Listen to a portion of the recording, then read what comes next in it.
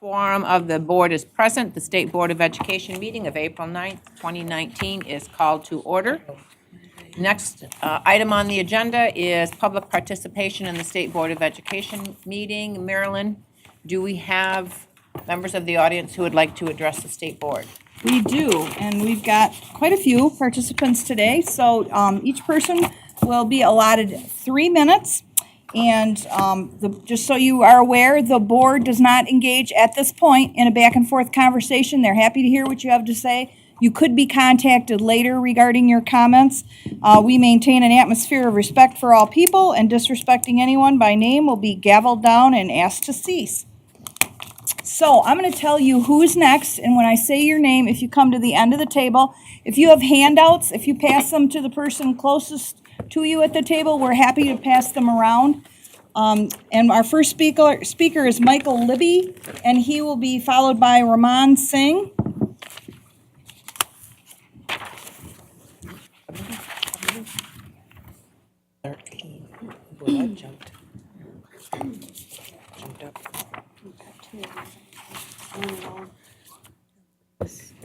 My name is Michael Libby. I'm professor of geography at Central Michigan University and co-coordinator of the Michigan Geographic Alliance. I've been involved in the development of the social studies standards since the 1990s. Each has been difficult. Each has blown up at least once. So by my calculations, I've been involved in the standards process for at least a dozen complete revisions over 15 of the past 25 years.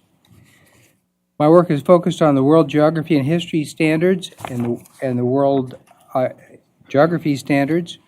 I've worked with my colleagues, with Senator Colbeck, and especially with David Kallman on the middle school World History and Geography Standards, as well as on the process standards. And I have to say the process was generally collaborative. It was interesting to have conservatives in the room giving me a different perspective, just as when we went for the Bias Committee had a very different perspective, and that was enlightening. So we tried to respond to both groups. The public comment that we responded to in particular, we did a huge spreadsheet. There were a whole bunch of general political comments that didn't have a lot of application to our area. I've broken the timer. Yeah. No, you haven't, but you just ignored this. We have an hour. A good example, but there were some substantive comments, especially about global issues and climate change. And this is an example where the formatting of the standards really made a difference. Climate change was in as an example in the previous standards. It was in as an EG. It was in as an example in the last set of standards. It's in as an example in this set of standards. The issue is students will be dealing with global issues, but they have a lot of choices. That's why we have the examples highlighted and lead in with examples can include but are not limited to. We had a bunch of teacher comments about the split between 7th grade and high school in terms of world history. Many of the 7th grade teachers were saying that too much was being put down into 7th grade and it wasn't age group appropriate. Many of the high school teachers were saying there's still too much in high school for us to get through.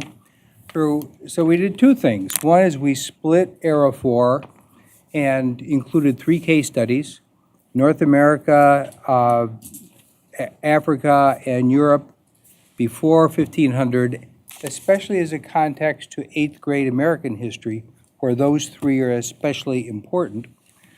And then with respect to the high school standards, we took out a lot of the bullet points. If a point was in as a bullet point in a standard, then a teacher felt that they had to teach that bullet point. By pulling those into the examples, the standards are more global. What are the causes and consequences of World War I? Here are some examples of those as an aid to teacher. And I encourage you to think of the examples as just that. They're an aid to teacher. Is that it? Yes, thank you. Thanks very much. Thank you. Okay, thank you. And our next speaker is Raman Singh, followed by Dave Johnson, who is coming to the table with Rebecca Bush. Good afternoon. I have one letter I'd like to share with the board, but I didn't make enough copies for everybody. Should I just hand it off and it will be shared? Yeah. Would that be possible? Thank you so much. Oh, sure. So we're ready whenever you are. I'm ready. My name is Raman Singh, and I'm from West Bloomfield. I operate a Kumon Math and Reading Center, and I'm president of the Interfaith Leadership Council of Metropolitan Detroit, and I'm a former board member of the West Bloomfield School District. Thank you for giving me the opportunity to speak. I'm really truly appreciative of the time and effort that has gone into updating our social studies standards. It appears to have been a very long and exhaustive process. As a Sikh community member, I have recently become aware of two issues regarding Sikhism in the latest draft of the social studies standards. Firstly, in the standard World History and Geography Era 5, Standard 5.1.2, Sikhism is described as a case of religious syncretism. This is theologically incorrect. Sikhism is an independent faith and should be described as such. Secondly, in World History and Geography Era 3, Standard 3.2, Sikhism has been omitted completely in the list of world religions, even though it is the world's 5th largest religion. As part of my work with the Interfaith Leadership Council, we work with 7th grade educators to organize a trip to major houses of worship, including a visit to the Gurdwara, a Sikh house of worship, along with a mosque, a synagogue, a church, and a Hindu temple. We have the opportunity to engage with hundreds of 7th graders and their teachers, parents, and counselors. And I can attest that this type of understanding of different communities helps better prepare our students. It does the things you mentioned early on, sense of inquiry, critical thinking, and the ability to see themselves in the curriculum. We also believe teaching about religion in a non-confessional, non-proselytizing way helps reduce bullying. I bring with me a copy from the Sikh Coalition outlining suggested edits for both of those sections that I mentioned earlier. These revisions have been made in 8 other states: Texas, California, New Jersey, New York, Colorado, Tennessee, Idaho, and Arizona. I hope to see Michigan join the list. On behalf of the Michigan Sikh community, it is my hope that these corrections and revisions can be made in the next draft before the new standards are finalized so that Sikhism is represented accurately. Thank you for your time. So the next people at the table are Dave Johnson and Rebecca Bush, and when they're finished, it'll be Sydney Carden.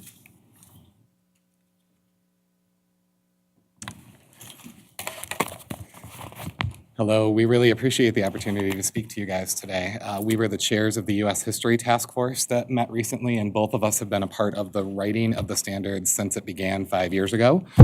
I just wanted to take a minute to first say, please submit I don't know where you went, but please submit your comments as part of the public review. We may be focused on U.S. history, but they will be looked at. And second of all, I wanted to really quickly let you guys know a little bit about the process that we used for this. Everyone is an expert in U.S. history, of course, so we had probably more applicants, I think, than all of the others combined, which was fantastic. We spent several weeks going through over 150 different applicants, I think was close to the number, to select the best team for the process. And that included administrators, teachers with a combined experience of over 75 years in the classroom, a nationally recognized professor of United States history who began his career as a professor the same year I was born, so 40 years ago. And the team that we assembled represented all walks of life. We were, with the credentials provided, we were as thorough as possible to try to find people that represented every group that we could possibly bring to the table. That included conservatives, that included liberals, that included people from a variety of different cultural and ethnic groups. And so I'm going to stop now and turn this over to my co-chair to finish off our time. Thank you. I would also add, geographically, they were well dispersed. Correct. As well, which also added to a lot of the strength of the work of the committee. I think that I can speak on your behalf when I say that the process that we engaged in was a learning experience, as well as an opportunity to engage in discourse on a wide variety of topics. I think that if you were to ask every member of our committee, they would also say to you that it was a positive experience. While no set of standards is going to be perfect, they stand behind the work that we did as part of the U.S. History Task Force Committee.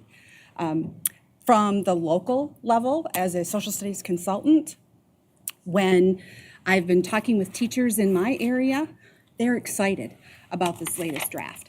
They know that there are multiple opportunities to continue to work with those standards as a framework and to, through the process of inquiry, engage in experiences for students that will enrich their knowledge and practice of social studies. It's beyond the content. This framework allows us that. Thank you. Thanks. Our next speaker is Sydney Carden, followed by Rachel Clark. I also should tell you, while Sydney's coming to the table, that if I say your name incorrectly, please correct me. Perfect. Thank you. Sid Carden, Huntington Woods. I would like to talk about the process of the subcommittee that I served on, which was U.S. History and Geography, and you just heard from Dave and Becky. Our chairs, Dave Johnson and Becky Bush, conducted the meetings in a very businesslike yet friendly atmosphere. I believe that, like myself, all participants felt comfortably able to express their ideas. Our MDE facilitator, Jim Cameron, was very helpful in organizing the committee's task. The members of the committee, mostly but not exclusively U.S. history teachers, were an impressive group. I was impressed by their deep knowledge of history and somewhat intimidated because I am not a history teacher. I served as a concerned citizen. Fortunately, I have my laptop, so I could quickly look up topics that I didn't know much about. The process of review that was developed by the board was a strong one. As the committee deliberated issues, our chairs, Dave and Becky, continually referred to the summary of comments submitted to the MDE by citizens across the state. For me, referring to those comments and integrating them into our discussion gave the process a great deal of integrity. So I want to thank the board and the MDE for setting up a process that will strengthen the history curriculum for Michigan students. Thank you very much. Thank you. The next speaker is Rachel Clark, followed by Marletta Seats.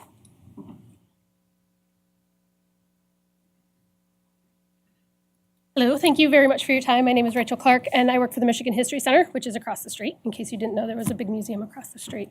I was also on the Civics Subcommittee on this last iteration. I want to begin by saying, on behalf of myself, I'm highly offended by the use of the term sloppy in the motion that was brought to the board earlier for the work that was put forth in this last 6 months by the people involved.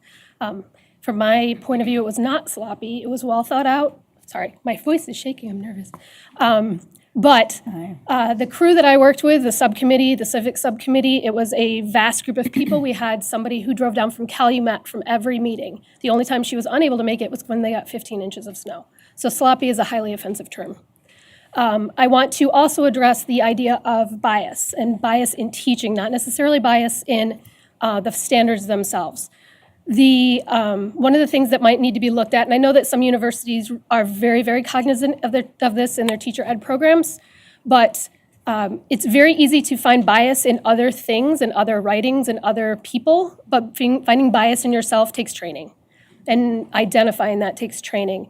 And so I don't know how the board would even approach this, looking at university programs, but ensuring that those types of things are in the teacher ed programs, I think would be highly effective, as opposed to the PD that's going to come forward when these standards are released, helping teachers who have already been in the field 2, 5, 10, 40 years.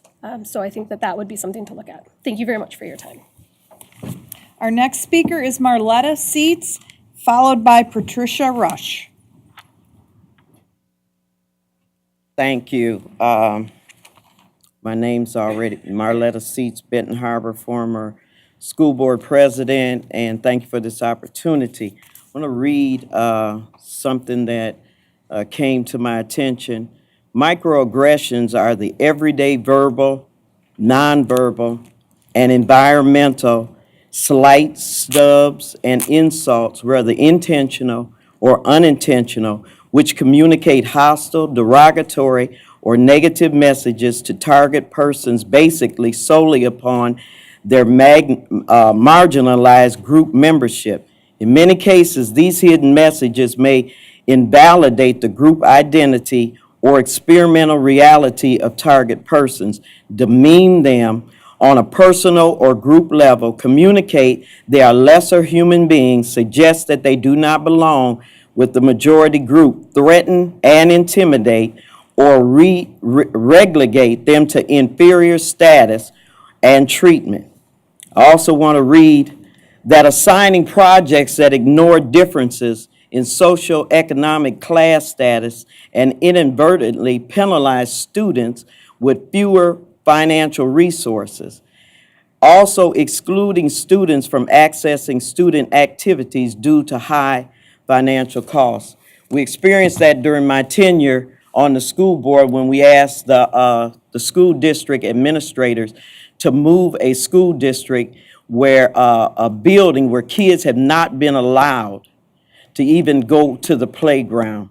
And I think that since the state has been in the district since 2014, these things should have been noted, and it is demoralizing. I've read articles in the paper lately about kids not being able to graduate. What was the intent? Are we shaping a perspective of how black students feel about themselves?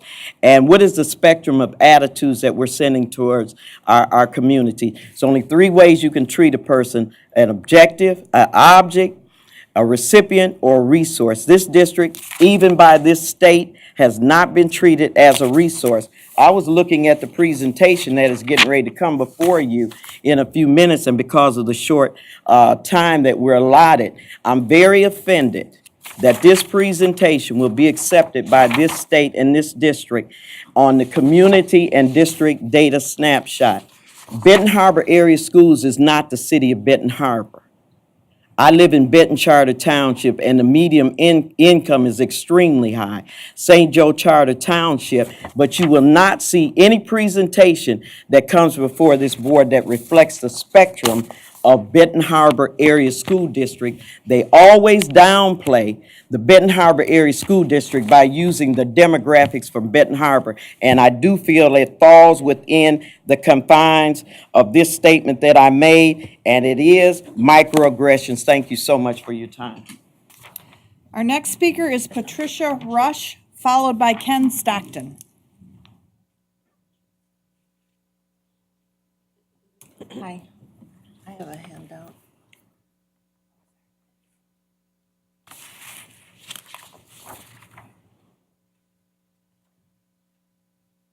Hi, We're ready when you are. ready.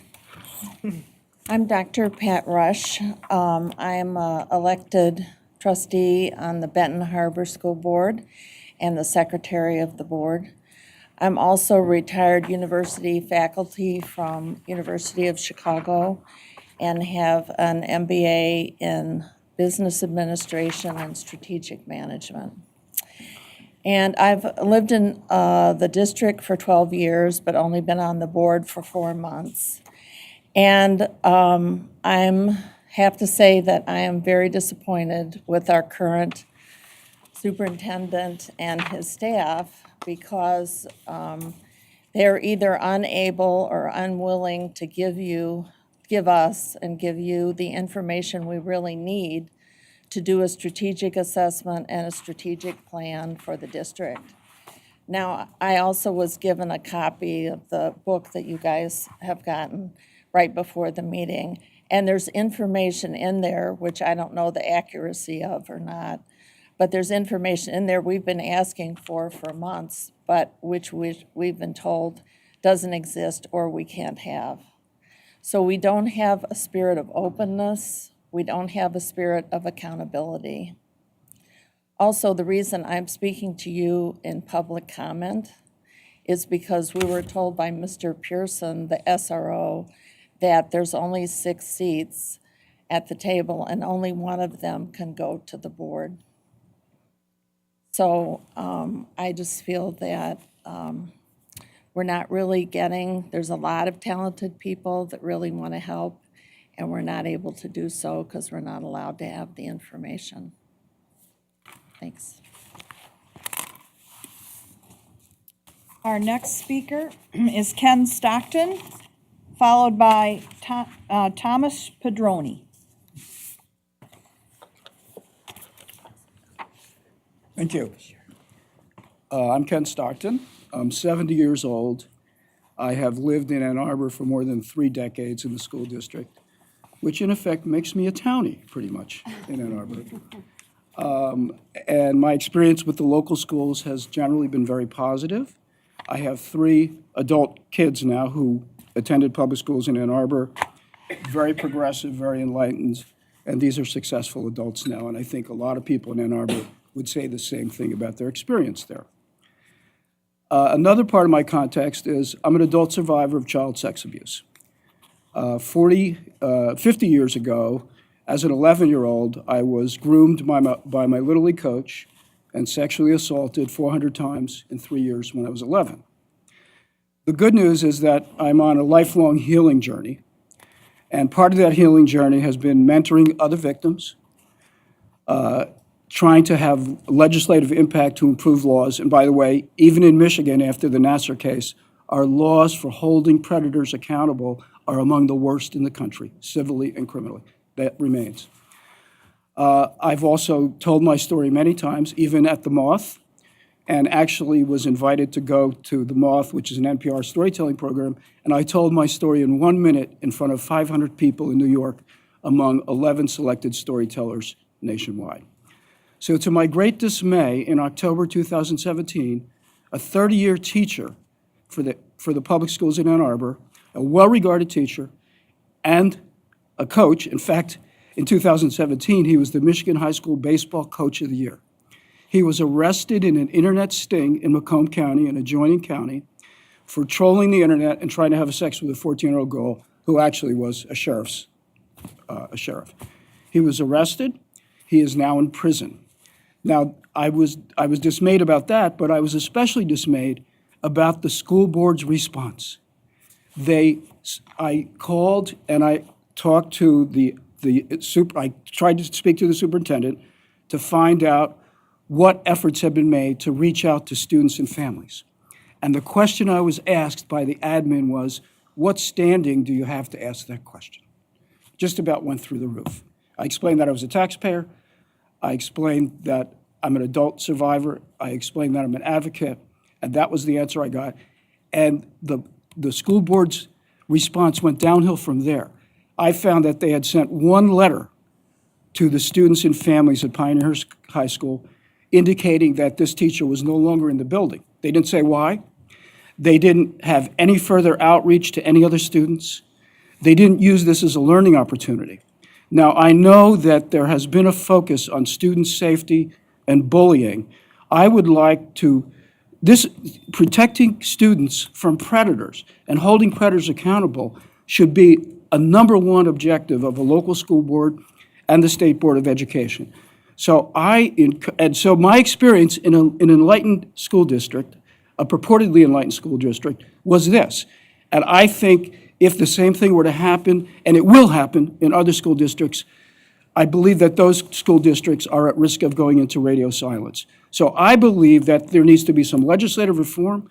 I believe there need to be some policy and protocols for making sure there's outreach. By the way, the Macomb County sheriff investigated the case, and the prosecutor in Macomb County, I called them, and I said, would it be helpful if the local school district did a broader outreach to students? You know what the answer was? Yes.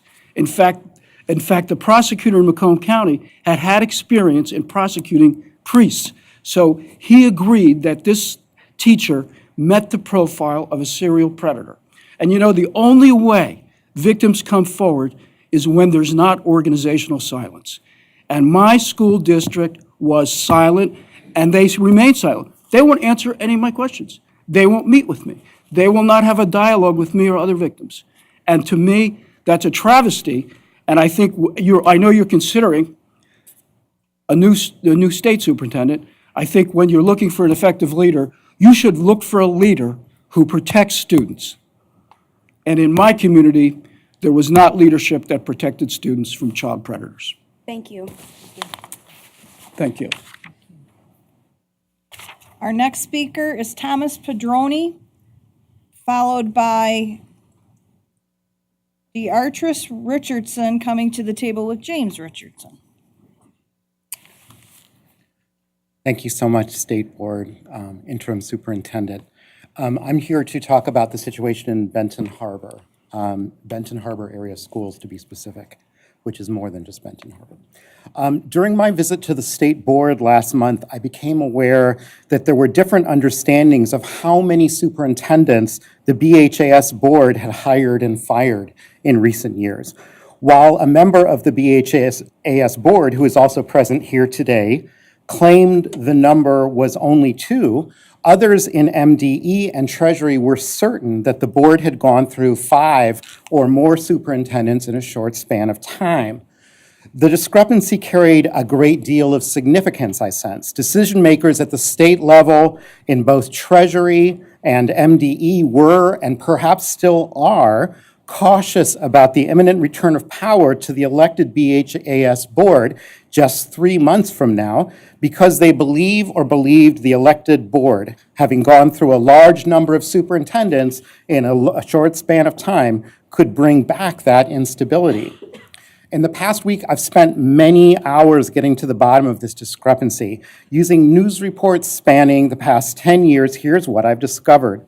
The elected board has hired 2 superintendents since 2010 and has fired none. The second hiring required and received permission of the Michigan Department of Treasury because the district entered a consent agreement in 2014. Both superintendents that the board hired resigned when they were under investigation and with approval from the Michigan Treasury. Neither was fired. Leonard Seawood, the first of the 2 superintendents hired by the board, became superintendent in July 2010 and was still serving in 2014 when Governor Snyder, finding the district $15 million in debt, declared a financial emergency. The district entered a consent agreement with the state in September 2014 and was required to hire Cynthia LeGros in November 2014 as a consent agreement consultant. While she was initially paid out of district monies, the district was subsequently reimbursed by Treasury. I go on to talk about how a grant for $18 million, 1 year of it was lost because of, during the time of the consent agreement, the person who would need to be administering that grant was not put into the budget. Meanwhile, Superintendent Seawood, who had been placed on administrative leave on April 30th, 2015, was suspended by the school board in July 2015 when he became the subject of a state investigation into alleged fraud. Patricia Robinson, who had been put in place as interim superintendent when Seawood was suspended in April, served until the state recommended and approved Gregory Witherspoon as interim superintendent in early 2015. Witherspoon informed the board he had no interest in keeping the role on a permanent basis and would remain in place only until the district decided that it would do what it would do with its suspended superintendent. Seawood resigned in October 2015. The Berrien County prosecutor subsequently charged Seawood with embezzlement and obtaining money by false premises. He was subsequently sentenced to jail time and probation. With Seawood's resignation, Treasury gave the district the go-ahead to conduct a national search, the first since Seawood to hire a superintendent to replace interim superintendent Witherspoon.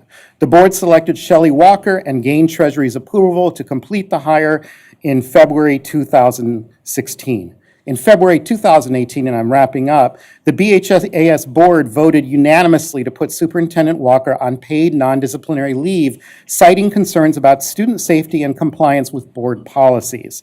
The board had begun an investigation into Walker's handling of a $2 million safety grant and had learned that the district's special education program had been out of compliance for the previous 4 years.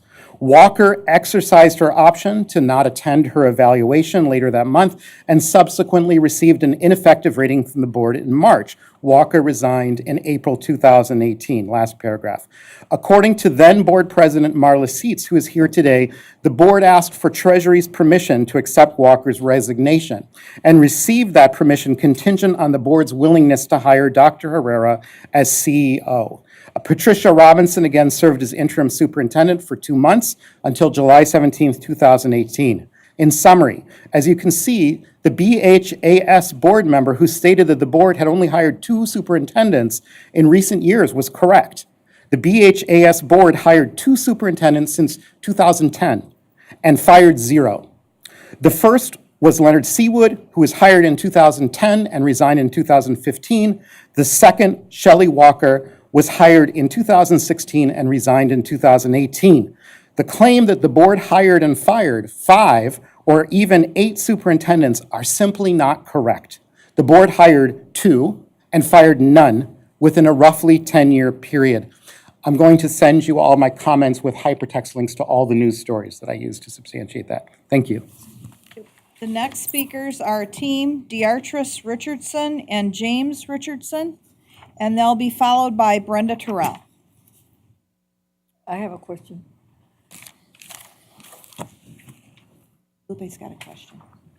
Are you going to allow all of the guests to now speak as long as their messages? Thank you for reminding us of the 3-minute limit.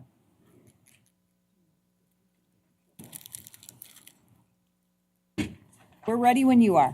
Thank you. Okay. Good afternoon. My name is Deartris Richardson.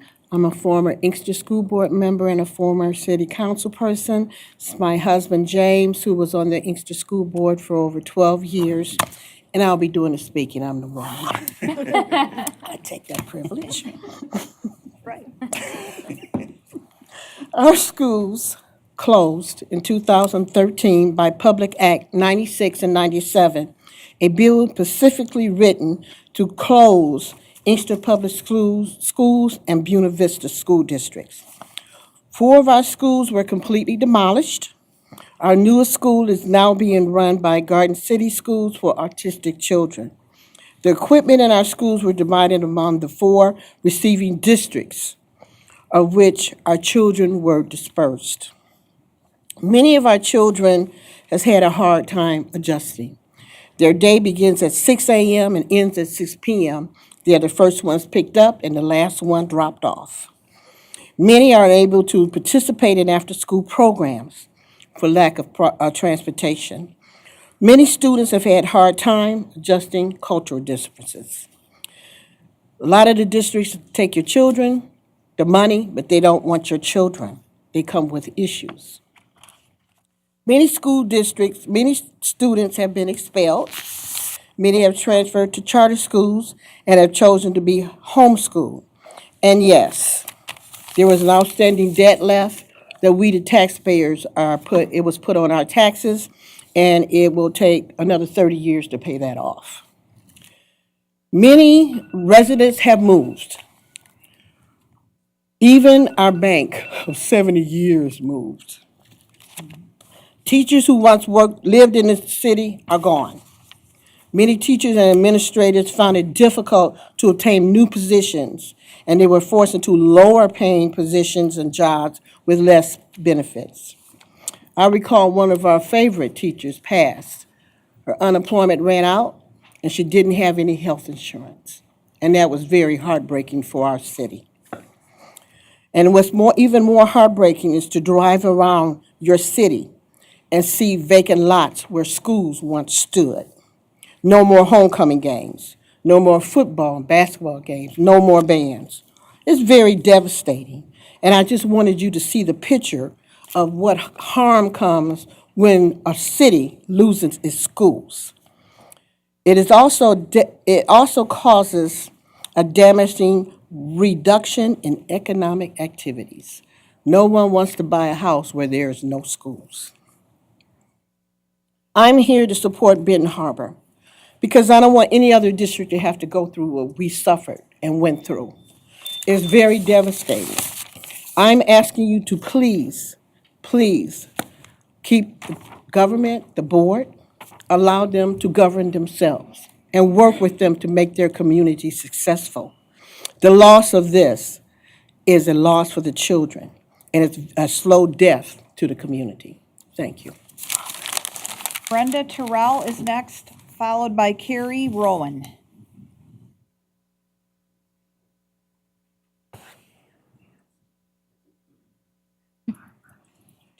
Hello, my name is Brenda Terrell. I am an educator at Benton Harbor Area Schools. I graduated from Benton Harbor High School in 1980, so did many of my children. I'm here because I'm here as an educator and a spokesman for my colleagues, teachers, and what they're looking for.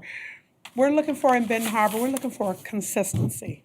We're looking for, okay, we're going to start with this and we're going to keep working at it. Instead of, when we get new superintendents, we always get a big change. And it's almost like we have to start from scratch.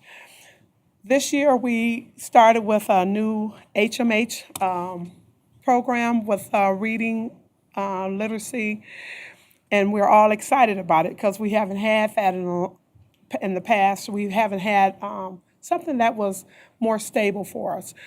So we're working with that, and we're looking for, I'm sorry, I'm a little nervous. We're just looking for consistency. I had kids in the district that graduated, not only my own students I'm talking about kids that went to the school. We had kids graduate. They are now teachers. Some of them are attorneys. Some of them are doctors. We have some actors, actresses, a lot of engineers. So I know that if we can get back to basics and we can stop having so much of a turnaround as far as, you know, when we get a group of people, then they have to change something, then we have to kind of start back to scratch. Just kind of keeping things more consistent with us.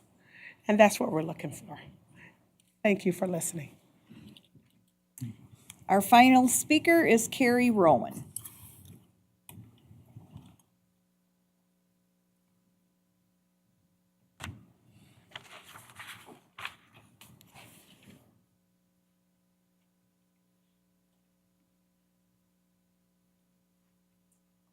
Hi, thank you for this opportunity to speak today. I was a member of the Task Force for Social Studies. I served on the U.S. History Committee to work on the social studies curriculum, and it was a really fantastic experience that just really opened my eyes to how curriculum is developed and how it works through the state process, and it was just amazing. The reason I'm speaking, and I am not, like, this is like terrifying for me, but I was still willing to get here and come and speak here, is because the question was raised during the discussion among the board about conservatives, and if conservatives were represented among the workers of the task force. When I applied to be on the task force, I specifically wrote that I was a conservative, that I was coming from a conservative perspective, and that I was also coming from a rural perspective, and that I wanted the culture of rural conservatives represented in the creation of the curriculum. I thought that was really important considering the debate that was going on after the Bridge article. A lot of liberal comments came in arguing against some of the 2018 draft. And so, yes, there were conservatives on the task force, and I know that because I specifically applied and was accepted as a conservative. The other thing that I just wanted to mention is that there were some comments also that sounded like there was some kind of us versus them mentality, like the conservatives were like over here and the liberals were over here, and really other than the fact that Dave, who was the one that was in charge of the committee I was on, nobody else in my group knew that I was a conservative or what anybody was. It was all very much a collaborative process. And so people would bring, like I would bring to the table, you know, I was reading this phrase and you know, it didn't set well with me as someone who would be going back to a conservative district and trying to explain, okay, to this rural school district that's really conservative, okay, we're going to teach this in like second grade or something, and for parents to like freak out. And so there's a lot of just give and take and like changing terminology and trying to just be as unbiased as possible. And so the concept of you know, well, if we give them 90%, they're going to want 5% more. There was no us versus them whatsoever. I can attest to that by being part of the whole process and I'm sure I was in the minority as being a conservative, but there was never a time where I felt like my voice was less than. And I just wanted to clarify that for all the board members, that it was handled very professionally, and I think it was a great process, and I think it's a great unbiased product. Thank you. Our next speaker is Marsha Lewis.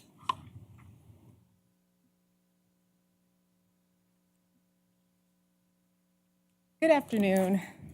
This is Melissa, and we were the co-chairs of the Bias Review Committee, and I just think that it's just important for us to just read this off for you so that you will understand what the purpose of the Bias Review Committee was. So it was comprised of 2 co-chairs and 9 committee members who represented diverse ethnic groups.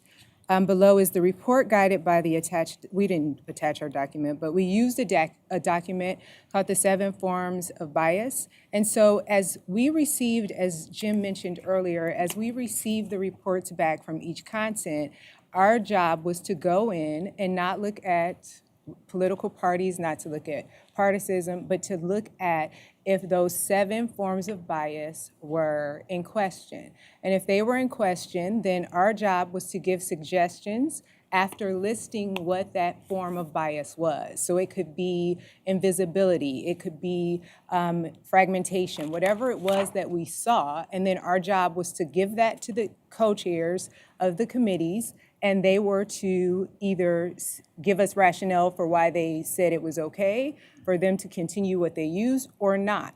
Some of it was something as simple as language, and some of it was a little more difficult. But I believe that it is important for us to shed light on the fact that this process was not something that any of us took lightly, that we made sure that we thought of every student in the state.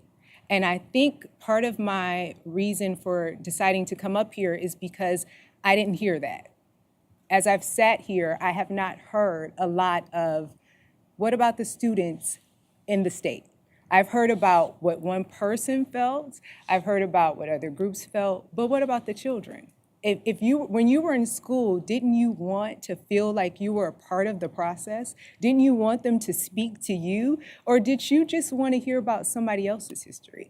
And I think that the Bias Review Committee, I didn't even finish reading my stuff. I just feel like the Bias Review Committee did a very good job of making sure there were things I questioned. There were things that I didn't understand. But it was my job, it was our job, it was the job to look at every single one of those 7 forms, to take ourselves out of it, and to see if those 7 forms were being addressed.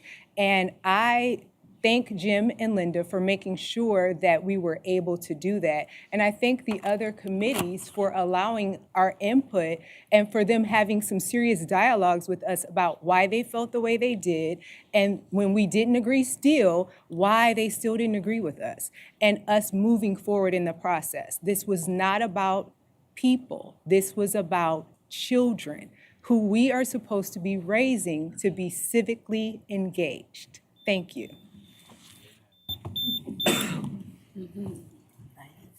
That concludes public participation. Thank you, Marilyn. We'll move to the Committee of the Whole meeting. I do have a request on behalf of one of our board members, Pam Pugh, who needed to step away to attend another meeting in downtown Lansing. She's asked if the presentation by the Benton Harbor team, if your schedules would allow you to modify your presentation time from now until 3:30 so that Pam could be present for your presentation. She doesn't want to miss your presentation, but she had a meeting scheduled here in Lansing that'll take her away from the board meeting for about an hour.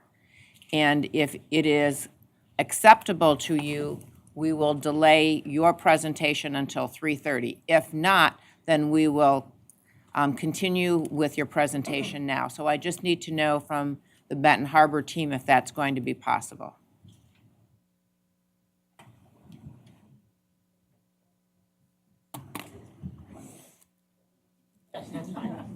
That's fine? Okay, so may I have a motion to move the agenda item, which is 3D, update on Benton Harbor area schools from the Office of Partnership Districts, move that to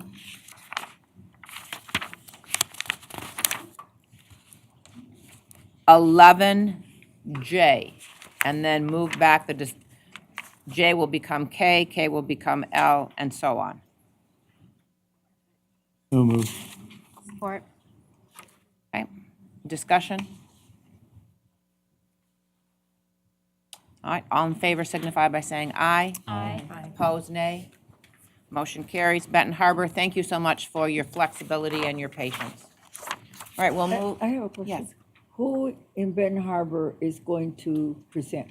So our presentation team from Benton Harbor includes Dr. Herrera, the CEO superintendent, Patricia Robinson, the assistant superintendent, Joseph Taylor, the vice president from the Benton Harbor School Board, and Matt Nichols, the president of the Benton Harbor Teachers Union. Thank you. Okay, the next item on the agenda is the presentation of the Perkins 5 Transition Plan. The Carl D. Perkins Career and Technical Education Act of 2006, as amended, requires states to submit a Perkins 5 transition plan for 2019-20. During its February 12th meeting, the State Board of Education heard a presentation on the development of the Perkins 5 transition plan. Today, staff will explain the plan, and then the board will be asked to approve the Perkins 5 transition plan at its meeting on May 14th. So welcome to Scott Kenischek and Christine Black for being here to present the Perkins 5 transition plan to us. Great, thank you, Superintendent Alice. My name is Scott Kenischek, Deputy Superintendent for P20 Systems. I'm pleased to be joined by Christine Black. Christine is a fiscal specialist, excuse me, in the Office of Career and Technical Education. So, as Sheila had mentioned, Dr. Piles and his counterpart at TED were here in February to kind of foreshadow what was coming with regard to this Perkins plan. So what you have in front of you now is a copy of the plan itself that we will be submitting. Again, to Sheila's point, we wanted you to have this to be able to read through it. Certainly ask any questions. It is very text heavy. But we're asking for your approval next month. So the idea is to get it to you to review and hopefully approve in May. And so with that, I'm going to turn over to Christine to walk you through a little bit more of the specifics regarding the plan. Thank you, Scott. Good afternoon, board members. Like Scott said, my name is Christine Black, and I'm the fiscal specialist in the Office of Career and Technical Education. I'm here on behalf of Dr. Brian Piles because he's in Washington, D.C. I'll be talking to you today about the Perkins transition plan that's in front of you and explaining some of the Perkins 5 requirements. The Carl D. Perkins Career and Technical Education Act was reauthorized, and it is officially called Strengthening Career and Technical Education for the 21st Century. It's commonly referred to as Perkins 5. The first requirement under Perkins 5 is for each state to submit a transition plan. Officially, the transition year begins this July 1st, 2019 through June 30th, 2020. That is the plan that you have in front of you. The purpose of the transition year plan is to help each state determine how they will operate between Perkins 4 and Perkins 5. But it also gives each state a year to fulfill the requirements under Perkins 5 and to help them create their new state plan. So the document that's in front of you will outline in detailed description, secondary and post-secondary, details about how we plan, develop, implement, and evaluate our CTE programs, how we deliver those programs and how we make them accessible, how we collaborate with key partners, parents, and other stakeholders, how we improve outcomes and reduce gaps in performance, and last, it outlines the fiscal responsibility, which gives the financial breakdown per the Perkins guidance. So after we receive input and feedback from you, we do plan to come back in May for your final approval on the transition plan. Again, the plan is very text-heavy. We're not going to walk through it line by line, but just to give you an idea, the feds were pretty specific in what they wanted from us. So if you do flip to the second page, the inside cover, to give you a little bit of a flavor of how this was filled out, I'll take you down to item 2A. So item 2A was the descriptor that the federal government asked of us. And then we filled in, obviously, the section below. Towards the bottom of page 2, again, their ask was very prescriptive, and that's letter B, and then you can see our response. And so we basically filled in the template that the department provided for us to kind of give you an idea of how the plan was drafted. And again, won't go through all of it because of the text-heavy part. There is information in here in specific details on special populations, meeting the needs of special populations, fiscal responsibilities Christine shared, and then also a breakdown of where those dollars flow in 1920.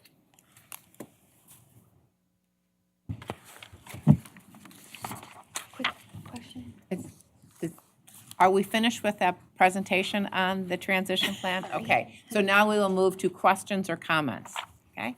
So I'll start with Judy, and then we'll move to Nikki. Okay.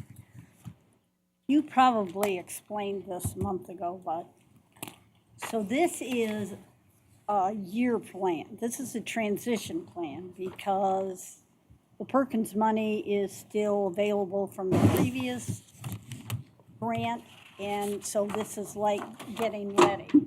I know I'm simplifying it. No, that's good. Yes, that is getting ready to meet this Perkins 5 full implementation, which would be July 1st, 2020 through June 30th, 2021. So it gives us an opportunity to fulfill the requirements for Perkins 5, which is actually more extensive than that. Than this. Yes. Correct.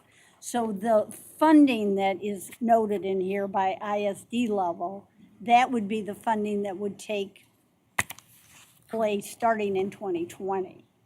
That's going to be the funding that starts July 1st of 2019. 2019, okay. All right.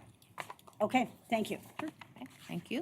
And And Nikki? I believe, if you don't mind, sorry, Go ahead. Sheila, I believe that Brian and company will be back for more conversations and approval around the final plan, I believe, the first part of next year. And so Okay. this is the transition piece, and then we'll be back for more conversations and approval as we prep for Perkins 5. Okay, thank you. Thank you, Scott. And Nikki? So this is a little bit newer to me, so I just want to make sure, this is something that you've already been doing year after year, right? That's related to CTE and Perkins? Yes. And you're just presenting the newest plan? We're presenting the transition plan Okay. only right now. Okay. Yes, Michelle? I have a couple. Can you just give some highlights of how 5 changes from 4? Yes. What is some of the main? Yes, I can. What has changed the most is under accountability in the data section. Dr. Jill Kroll heads that subcommittee. And I can just summarize for you what we are doing. We are required by the legislation to hold 4 executive committee meetings with a whole list of stakeholders. This will come to you after in our next go-around. And there are about 50 stakeholders that the feds list that we have to include on this executive committee. So we will have 4 of those, and the purpose of those are to help us create our new state plan going forward. But simultaneously, we have 4 subcommittees going, and they're going now. Dr. Jill Kroll heads the accountability subcommittee. What I know, I'm not part of her data group, but what I know for sure is the federal regulations have removed one of our core indicators of performance, which was 2S1. They've added another science one for us, and then they are allowing us to pick one of our own so that we can measure ourselves on our own performance. And that subcommittee is working on that. What is 2S1? It was called technical skill attainment. Was that like they had to be certified, or how many? They had to take a technical, I think most took technical skill assessment. I hesitate to answer fully because I'm not in the data unit, but it was called technical skill attainment. So they had to pass a test or Yes. demonstrate that they could, now that is no longer a requirement They've for removed that. accountability. Yeah, they've added a science core performance indicator, and they're allowing us to add a new one, and that subcommittee and the executive committee will pick what that core indicator will be. At another, okay. So I'm assuming that a lot of the stakeholders that the feds are asking you to include have to do with employers, or is that not? Yes, you are correct. So there are the traditional ones, which would be school personnel, counselors, teachers, faculty, post-secondary people, CTE directors. But in addition to that, there will be business and industry, labor organizations, advisory councils, representatives from tribal communities, and there are many more. There's a whole list. So what I'm also wondering, sorry to kind of hit this note all the time. So for some folks, the CTE programs that they had operated in the past is they were, their funding was somehow tied to how many people actually completed the program successfully, or as I understand it. And that made it a disincentive to include or modify the curriculum for people with disabilities who might not get a cosmetology, but they might be able to wash hair or handle money or do something, help them get a job. So I'm wondering if that is part of the discussion, and if it's not, could it be part to include people who might, not just to have it be equal access, but to be an actual modified so that it could accommodate and help this population get meaningful work or in the community or whatever. So in your packet, so I hear what you're saying. Okay. And there's a couple things. So the funding formula by which the regions receive their allocation. There is a complicated formula for that. It does include enrollment numbers, and it is approved by the feds. That formula is included in that packet that you have in front of you. But that's not the 2S1 thing, right? No. So the 2S1 thing that you're talking about is a core indicator of performance. And if that, simply put, is how the feds determine whether or not we were successful. So the funding allocation has its own formula, and then it measures us on a number of core indicators of performance. And those, they range from, the numbers are all different, but 1 through 6. I'm just going to say it that way to simplify it. In your packet, in the transition plan, it outlines the formula part in the back under fiscal responsibility. It's on page 20. It's page 24 and 25. 24, I'm way off, okay. Yeah. Okay, I'll take it. But And you get to pick one other indicator of I do, and success? so I don't really want you to focus on the transition plan, because Okay. what you're really asking me is, what are we doing for Perkins 5? And that's what we are doing for a whole year. It allows states to get all the stakeholders together, talk about what you want to be new and different. And in addition to the accountability piece, those are significant differences. We will be making changes to high-quality programs. High-quality programs is another subcommittee that we are doing right now that's simultaneous. Local needs assessment is brand new, and that's a new requirement as well. And the fourth subcommittee is special populations. So each of those subcommittees are working to create and to think out of the box, because now is the time, if you want to change something, now is the time to do that. Which is why I'm Right, and that is the purpose of the whole year. Yeah. So that is part of why we get to do a transition year. And to be perfectly frank, the Fed said to us, we want the transition plan to be global, so that it, to be global and not specific in nature, so that you can think out of the box and think differently and change what you do and engage other stakeholders and be free to create. Right, so I'm wondering if you could have, as one of the measures of success, how many kids with IEPs or disabilities would find meaningful employment or find, and then use that as a way to sort of, hold that up as being an important task, Valuable, not just having people who are could get an engineering degree anyway. You know what I mean? Right. And what I know for sure is students with disabilities is included under the category of special POPs. And the feds have expanded that list of who falls under populations that fall under special populations. They've expanded the list this time to include foster children that have aged out and children who have parents in the armed services. And no, Michelle, the beauty of this role of P20 is I get to work with special ed and CTE. And so know that Dr. Piles is aware of our work that we're doing with special education and the needed changes around work-based experiences and CTE opportunities for kids with disabilities. So I'm having those conversations with him as we're prepping for Perkins 5. It's kind of the perfect storm. Great, thank you. Thank you. I stretched that out as much as I could. Thank you. Any other questions or comments? Okay, seeing none, thank you very much, Thank you. Scott and Christine. Christine?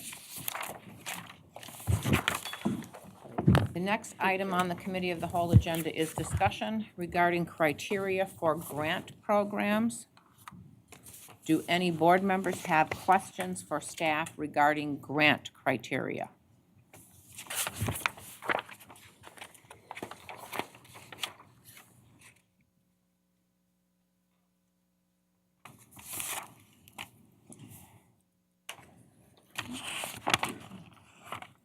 Okay, seeing none, then we'll go to the next item, which is approval of the State Board of Education minutes. May I please have a motion to approve the minutes of the regular and Committee of the Whole meeting of March 12th, 2019? Lupe. So moved. Seconded, moved and seconded. Moved by Lupe, seconded by Judy. Is there any discussion? Seeing none, those in favor signify by saying aye. Aye. Those opposed, nay. And the motion carries. And now we have a report of the president, please. So just a couple quick updates. I know we're going to hear a presentation on Benton Harbor, but just so you know, Tiffany, Michelle, Pam, and myself visited Benton Harbor schools. Was that last week, I believe? Last week. And, had a great discussion with members of the community. They had a really nice turnout, and people were given an opportunity to express their concerns and their desires and their wishes. And we really appreciate the hospitality and the invite to come out. And it was enlightening, and it was good for us to do. So I really appreciate that. A follow-up real quickly on A through F. I have had some follow-up conversations with the Attorney General's office, and I've asked them to come to the May State Board of Education meeting, and we can go into closed session, and then you can all kind of hear some of the follow-up of the conversations that I've had with the Attorney General's office. So they should be putting something together in writing prior to the board meeting, and then in May, we'll go into an executive session, so everybody will have an opportunity to ask some questions at that point. And then in follow-up also to last month, we did send out a letter to the legislature requesting that they extend the deadlines that are in the A through F legislation for a minimum of a year, and we've gave them until May 1st to give us an answer, hopefully. And so we are still awaiting that. I believe they're still out this week, correct? I think they came back. They're back this week? They're Okay. back this week and back today. So we also, as part of that, provided a timeline of things that need to happen and outstanding questions that we have in order for us to all move forward. So they will have that in addition to our request to extend the deadlines. And then the only other thing I have to say is thank you to everybody who worked on the social studies standards. Really appreciate all of the volunteers who gave up their time and efforts to help make this come to fruition. So thank you very much. That's it. Thank you very much, Cassandra. Next is report of the interim state superintendent, and I have some things to share with you today. I would like to share with you a couple of events that I attended, some school districts that I visited. I also want to provide you with a couple of updates and then share a few announcements with you. So beginning with events I attended on March 14th, I attended the Michigan School Public Relations Association's annual conference here in Lansing. I addressed the MSPRA, that's the abbreviation, members, and congratulated them on 60 years of outstanding public relations service to their districts. I also read a letter from Cassandra and I congratulating them on their 60th anniversary and was very honored to receive a standing ovation at the end of my address. The following week, I visited Western School District in Parma, Michigan, where I had an opportunity to tour some of the schools with the superintendent, Mike Smeja. Our first stop was Western High School, where I was welcomed with an outstanding performance of their middle school and high school orchestra. And then I attended or received a very impressive vocal presentation by the highest level of the high school choir. Both presentations were most uplifting and energizing. I had a chance to talk with some of the high school students about their experience in the Jackson County Early College Program, the Michigan Bright Future Program, and the school's internship program. And then I met with another group of high school students where we talked about the influence of social media on their lives, school climate and culture, and then how they're able to balance school, home, work, activities, and as well as a personal life. I really appreciated the honesty of the students and their candid conversations, which provided me with an understanding of what high school life is like today. I also had an opportunity to visit some of the high school classrooms where I talked with students and teachers. In this photo, I'm talking with students in a physics class about the hands-on work that they are doing to solve a problem involving velocity, slope, and disperse. They were very excited to share with me their ongoing attempts to solve this problem and their use of technology. Definitely was an engaging and hands-on approach to learning and understanding physics, much different than my high school physics class just a few years ago or so. Another stop at the high school was to visit the robotics club. The students were very proud to show off the robot that they had built, as well as to demonstrate the different functions that they had programmed the robot to do. And then I visited Warner Elementary School, and in this photo I'm talking to first grade students about the work that they're doing during Readers and Writers Workshop. They were very eager to tell me, as most first graders are, about what they were learning. And in this photo I'm observing the teacher work with a small group guided literacy lesson, again with first graders. While visiting the school district, I learned that one of the district's priorities is literacy, and this also is one of the department's 3 priorities. So it's reassuring to know that the department as well as the districts are mutually sharing some of the same priorities. This past month, I also had an opportunity to visit Chelsea School District, where the superintendent, Julie Helber, and gave me a guided tour of the district. Our first stop was Chelsea High School. And in this photo, you'll see the superintendent along with the high school principal, Mike Kapolka, and me standing near the district's graphic representation of what they call their portrait of a graduate. On the outer rim of the graphic are 3 key words: communication, critical thinking, and collaboration. Then within that circle is the logo of a maple tree. And on each of those major areas of the of the maple tree is either social, emotional, or academic. And then branching off from each of those are additional words. This graphic encompasses what the Chelsea School District wants its graduates to be and is prominently displayed in every school that I visited. The Chelsea School commitment to their Portrait of a Graduate certainly aligns with our department's focus on the whole child, where we are working to improve the academic, the health, the physical, the social, and emotional well-being of every student in Michigan. The next stop on the tour was to South Meadows Elementary School, where I visited classrooms, including the one in this photo. And here the students are very proudly sharing their Sky Ninja projects that promote collaboration and critical thinking. Those are two of the components of their Portrait of a Graduate.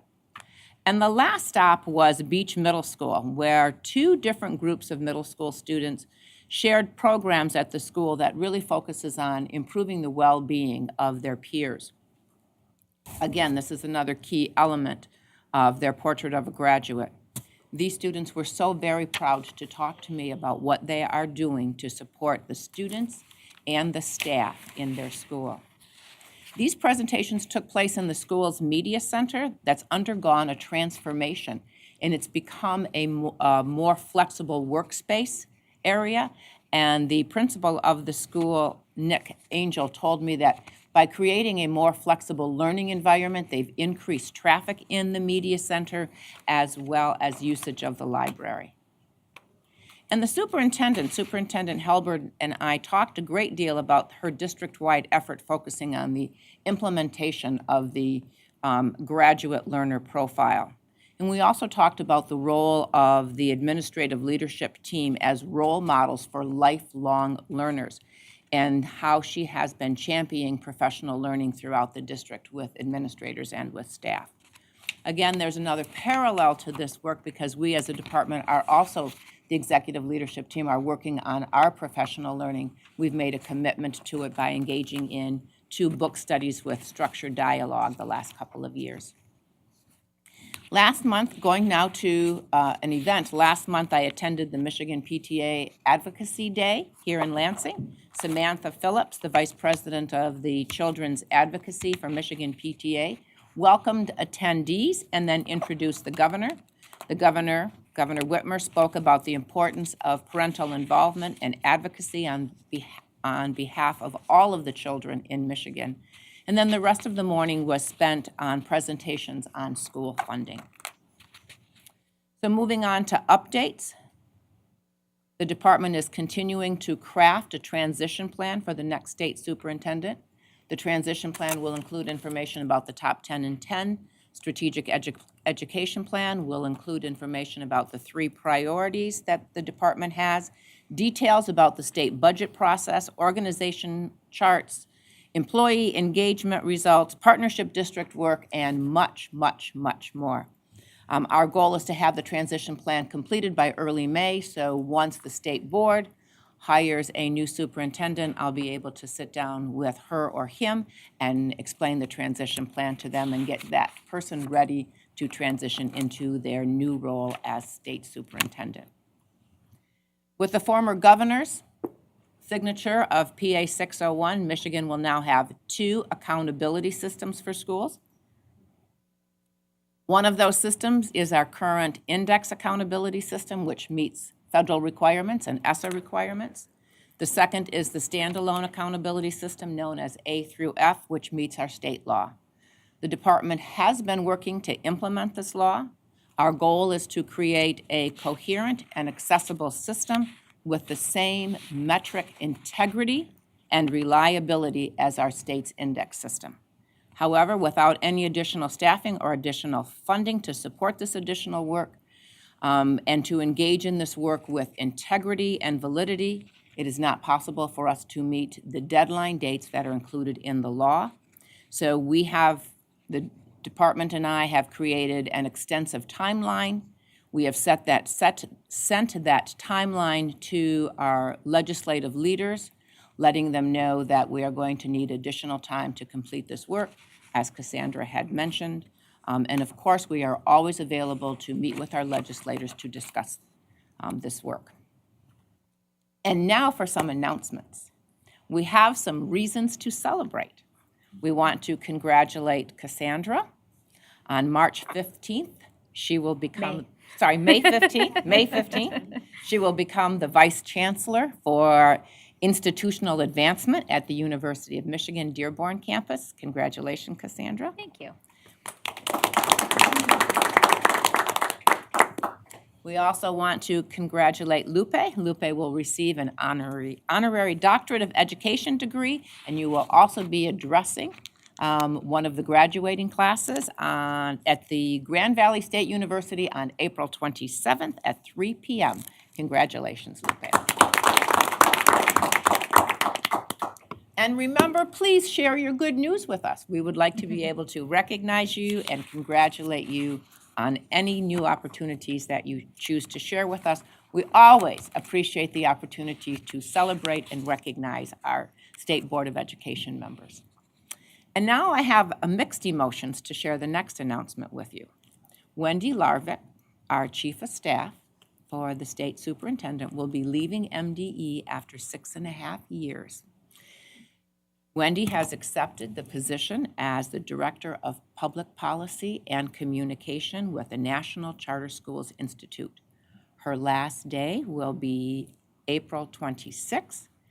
Wendy has been and continues to be a valuable asset to the Department of Education. She possesses a wealth of skills and talent and will be deeply missed in the department. But this is something that Wendy has chosen to do, and for that reason, we are very happy for her. Not so happy for us, but very happy for her. We wish her all the best as she continues, I'm sure, to experience great success in her professional career.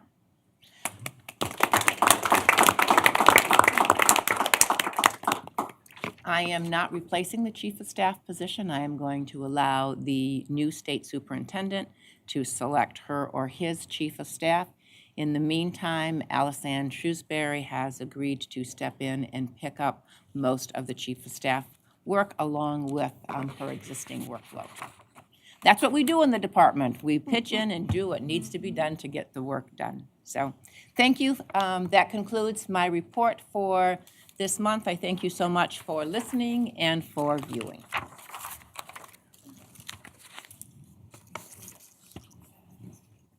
Okay, we still have some time, don't we? So we will do report of the Michigan Teacher of the Year. Laura Chang, who is our 2018 Michigan Teacher of the Year, is unavailable to be with us today because she is in Dubai doing her Teacher of the Year work in Dubai. And so we welcome to the table Tom Torrento. Tom Torrento is the Region 9 Teacher of the Year, and he will be joining us to give his report. Tom is the band director at Grosse Pointe North High School and Parcells Middle School in the Grosse Pointe Public Schools. We're glad to have you here, Tom, and we're looking forward to your presentation this afternoon. Thank you. Hi, everybody. Oh, sorry. That's okay. And you didn't know I was coming. I didn't, but Oh, okay. go right. Go ahead. I'm Jennifer Roble. I'm a manager in the Office of Educator Excellence, and I oversee the teacher recognition programs. And as you can see, Laura sent this to me, I think, Monday evening when she recorded it. She's actually traveling through the mountains in the UAE right now, and that's why she can't call in. So we're just going to watch this real quick, and then Tom will give his report, if that's okay with everybody. Hi, I am in the beautiful Marba School for Girls. It's a secondary school in Fujairah in the United Arab Emirates. And I'm here in one of the high school classrooms. They're very similar to our classrooms. We've decked out the walls with STEAM and STREAM posters and work you can see back there. It's so interesting to hear how the teachers here have the same struggles, the same celebrations. There's so many similarities in the work that we do here and the work that we do in the United States in our classrooms. For example, the teachers here, they struggle with fitting everything in and meeting the demands put upon them for standards, for time to meet all of the standards, for preparing students for the high stakes testing, all of those things. So we're working through that this week. They're struggling a bit with, how do I take STREAM now and build that onto all of the content that I already need to teach so that my students are prepared for the next grade level. Like in the United States, it's also similar. So we're talking about how we can take the lessons and the activities that we already do, that this is not one more thing to do in our classroom, but we can take these lessons and activities and just make some small changes to make this better for our students, giving our students chances to solve complex problems, to communicate effectively, to collaborate in a variety of meaningful ways, because that's what STEM integration is all about, developing innovators in our classroom through real-world application of these processes and skills. Now, this school is absolutely beautiful. One of the teachers here said this is more like a 2-star school, and they have 4-star schools that are very much like hotels. But I'm so impressed. I'm going to turn the camera around and show you what I see. So in this space, it's a gigantic space covered by a canopy. This is outdoors. But students come out here for big workshops, for assemblies, for lunch. You'll see some basketball hoops, so this is where they have some of their recreation time. But it's just surrounded by beautiful murals, and these outdoor spaces are incredible. Although I have a translator here today with me, the teachers are fluent in Arabic and English. They have incredible stories to share about what's working well in their classroom, and it's just been a joy to work with these teachers. Looking forward to the rest of the week.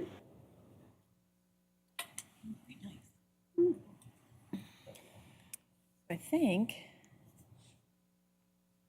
good to go.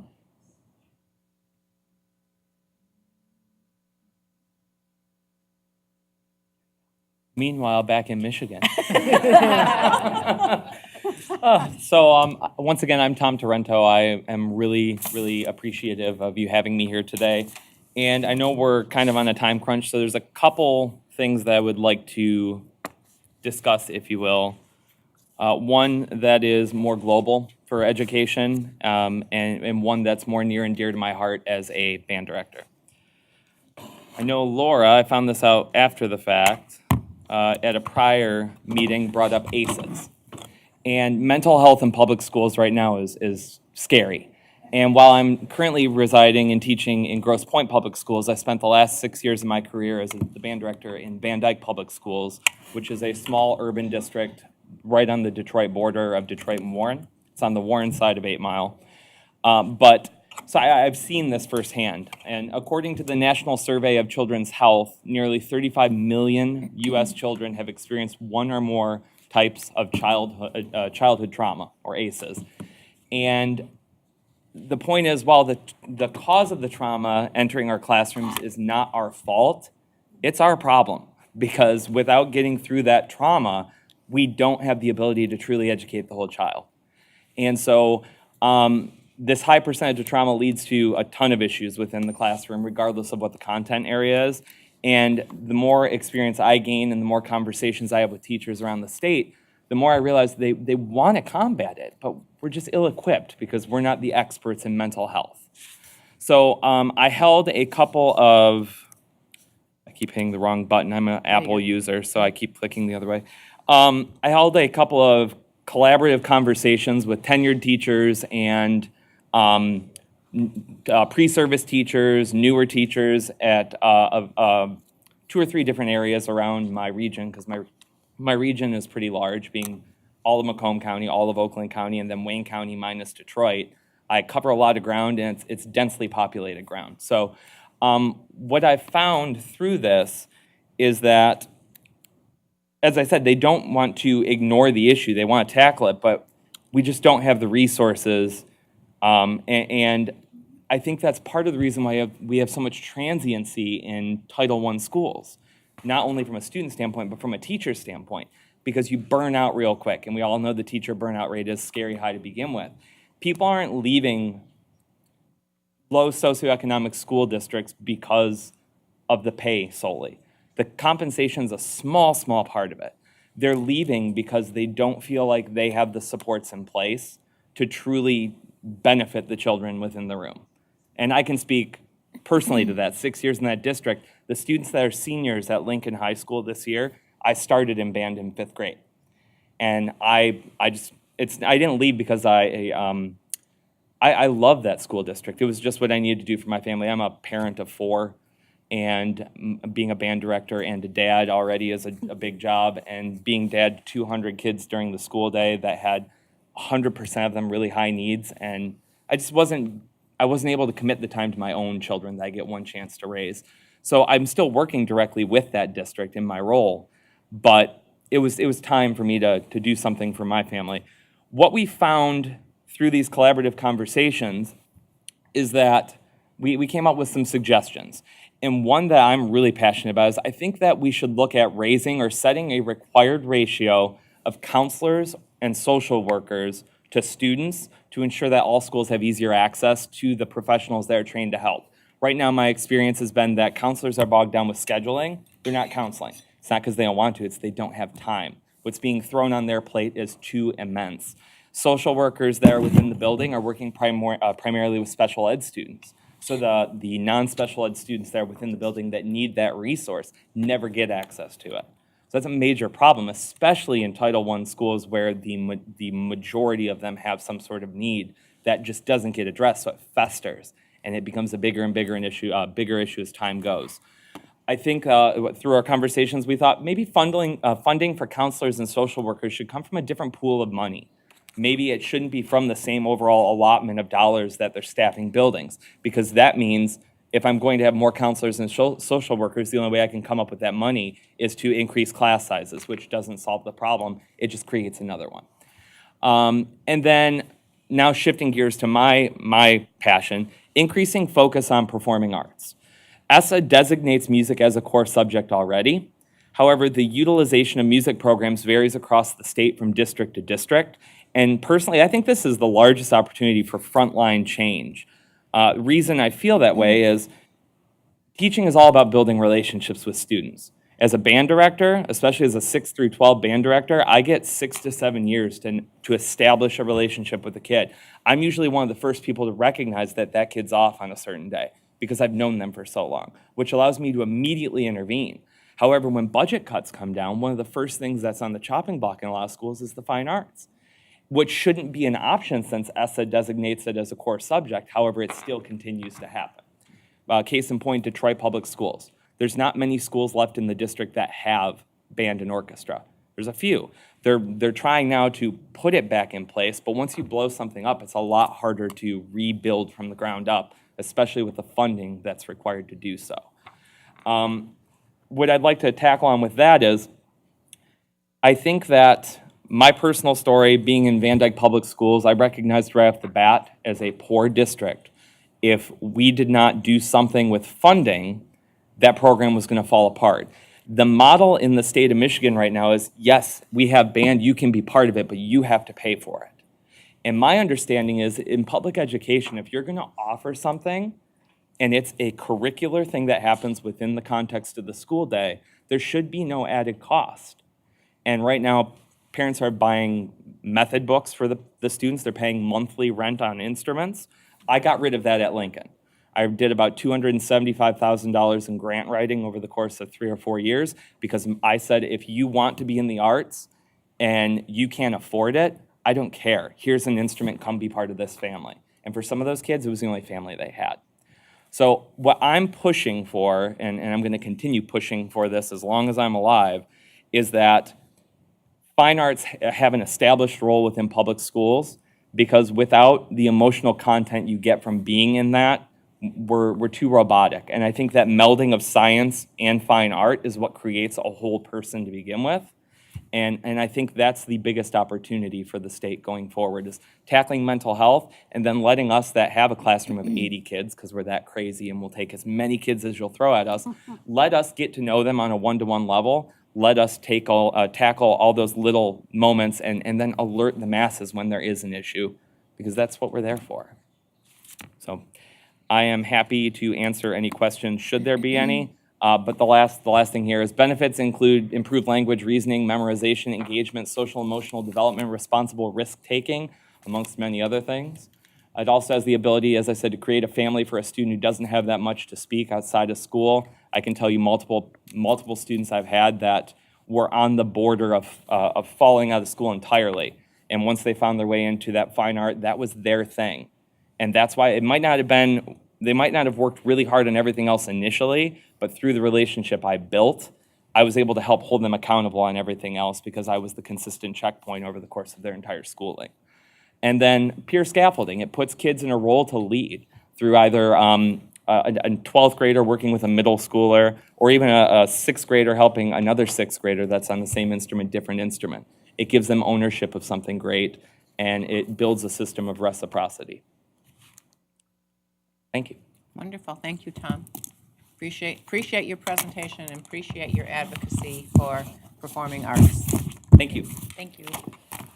And thanks, Jen, for bringing Laura to us via video from Dubai. Thank you. The next item is our discussion on state superintendent search. Cassandra, would you like to? Welcome to AT&T's teleconference service. Please enter your access code, followed by the pound sign. Restate the outcome of Friday's session, special meeting of the state board. Sure. So, and I think we are trying to get our search firm folks online, right? Yes. Okay. So the State Board of Education had a special meeting on Friday, April 5th. And based on that meeting, we learned that we had received 51 applications for state superintendent. All of the applicants had requested confidentiality, which meant that we went into executive session and reviewed all 51 applications. There were a lot of really good qualified candidates that applied for the position, and we're very thankful that they took the time to submit an application. And it was a difficult decision for us, but we were able to narrow down to 5 individuals, 3 of whom are currently superintendents within the state of Michigan, 1 who is a turnaround specialist in Georgia, and the last one is the immediate past commissioner of education in the state of Minnesota. So our next iteration is we will have 2 rounds of interviews, April 24th and 26th. 22nd and 24th. Sorry, 22nd, 24th. Yes. So we'll do 2 interviews on the 22nd. We will do 3 interviews on the 24th, and then we will deliberate on the 24th, where we will narrow the search down to 2 to 3 finalists. And then we will invite those back on May 7th for a final round of interviews, and hopefully we can come to a conclusion and identify our next state superintendent on May 7th. So that is, that's the synopsis. Thank you. And do we have someone on the line from Ray and Associates? Mike? Hello. Hi, Mike. How are you? Good. Sandra just gave an update. She summarized the outcome of the special meeting that the board had on Friday. Okay. And wanted to know if you had anything to, and she gave the dates of the interviews, round 1 and round 2. And we wanted to see if you had anything you'd like to add. No, just a couple of comments. One is hopefully the board and everyone there very pleased with the quality and the depth of the candidates and either their knowledge of the job itself for the state of Michigan. I'm sure, Cassandra, you mentioned, we're 51, there were 53 originally, 2 dropped out, 51 applicants, and we're down to 5. And then the other piece of news is that we believe by tomorrow for the 22nd and 24th, Maryland, you will have their schedules of who's coming when. and the 5 of them are very excited.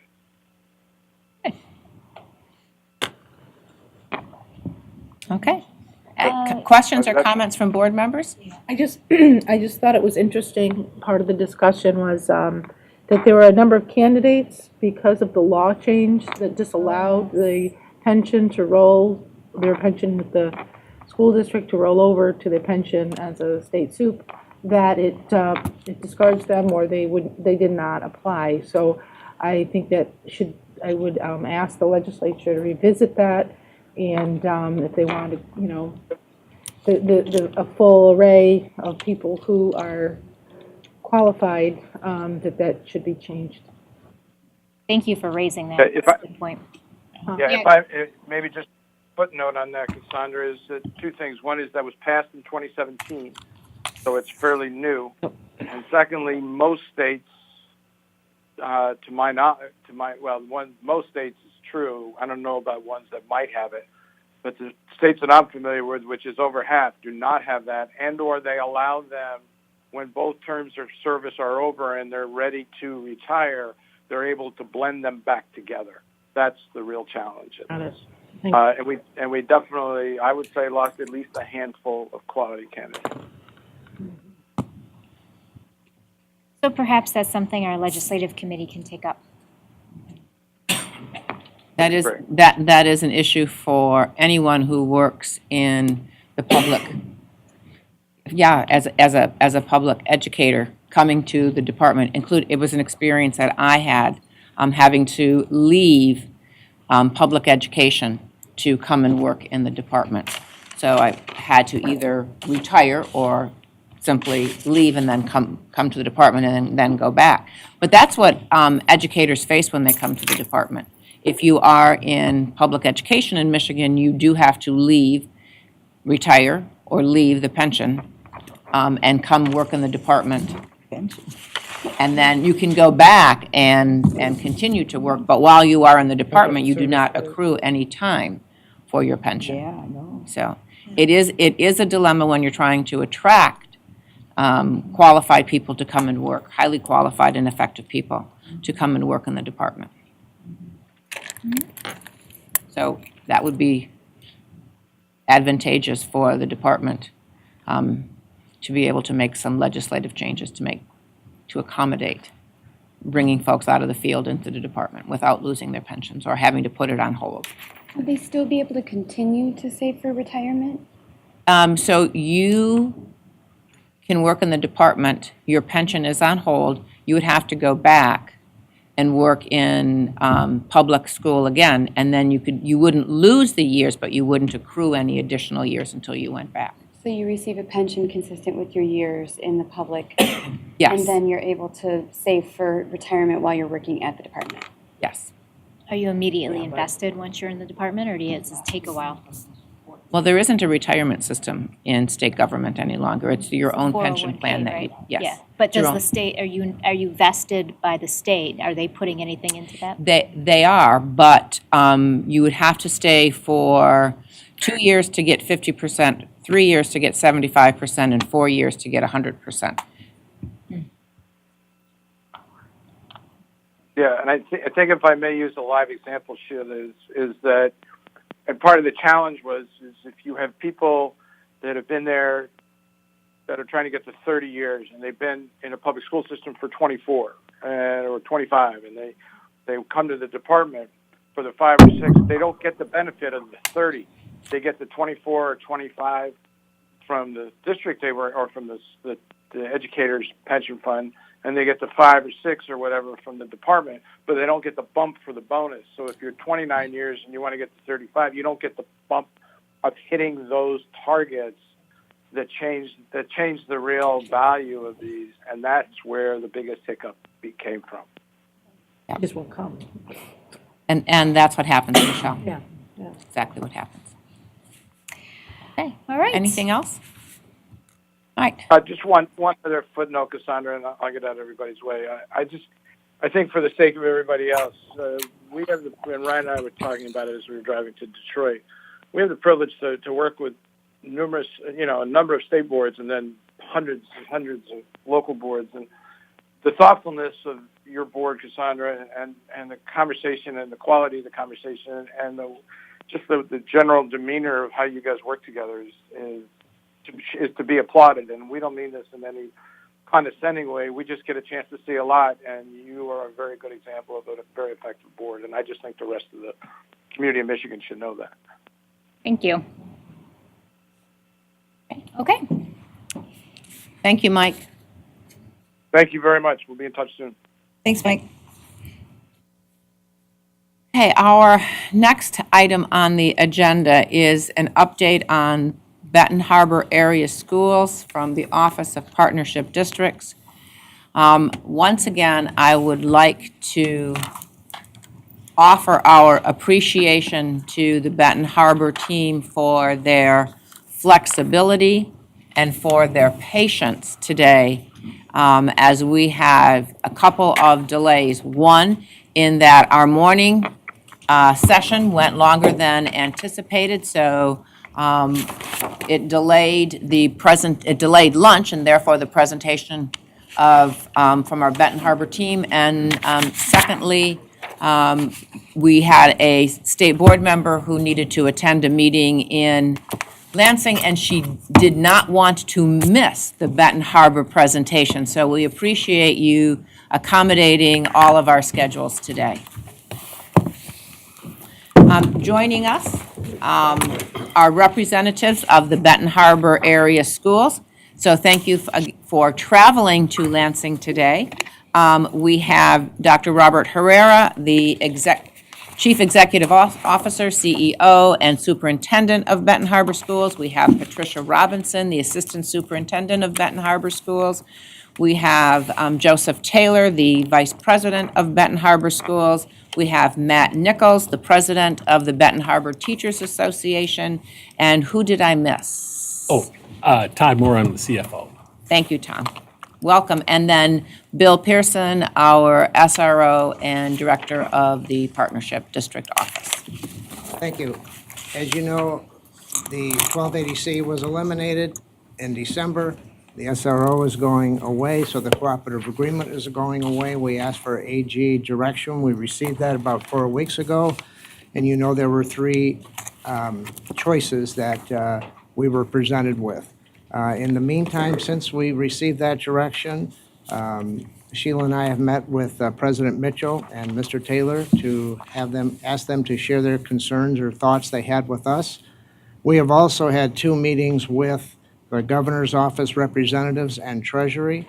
There's going to be another meeting. We don't know when that date is, but I'd like to have that meeting pretty soon, because if we do choose as a state to go back to Benton Harbor Board running the district July 1st, then we have to start working together with the CEO, superintendent, and get people working together to decide how we're going to do that and how the transformation will take place. And we have to get a strategic plan in place. And I know I read in the paper that the board would like to have a specific company come in, which I think is a good idea. I've shared that with Bob, and I think we'll go forward in that direction. But we still need to get different people to decide what it is, what direction we're going to head. Then we can meet together and start to resolve any issues that we have. So today, Mr. Taylor's going to say a few words. Then Dr. Herrera and his team are going to provide a presentation on an update from this year of what is happening in Benton Harbor area schools. And the teacher union president is going to make some comments also. So go ahead, Mr. Taylor. All right, so you guys saw my face last month, so thank you for allowing me to be here as well. I wish that we could have had another board member at the table. It seems like we're underrepresented, right, at the table. But we'll take what we have because we're appreciative of whatever we can offer. Last time I just talked about the board's willingness to do what it takes to make sure that we have a public school district, a public entity that teaches our students in a public manner. Because we do believe in public education, we don't believe in chartering, we don't believe in outsourcing our resources or joining forces with others. if necessary. I think that when you think about a board's job is to create policy, enforce policy, make sure that our students are safe, right? Make sure that we have parental supports through our administration, and also make sure that we give our students quality education. And we've been laxed in some of the quality education portion only because of resources, right? Today at the table, young man, Teacher of the Year just spoke about how having loss of those resources, which are teachers, impact.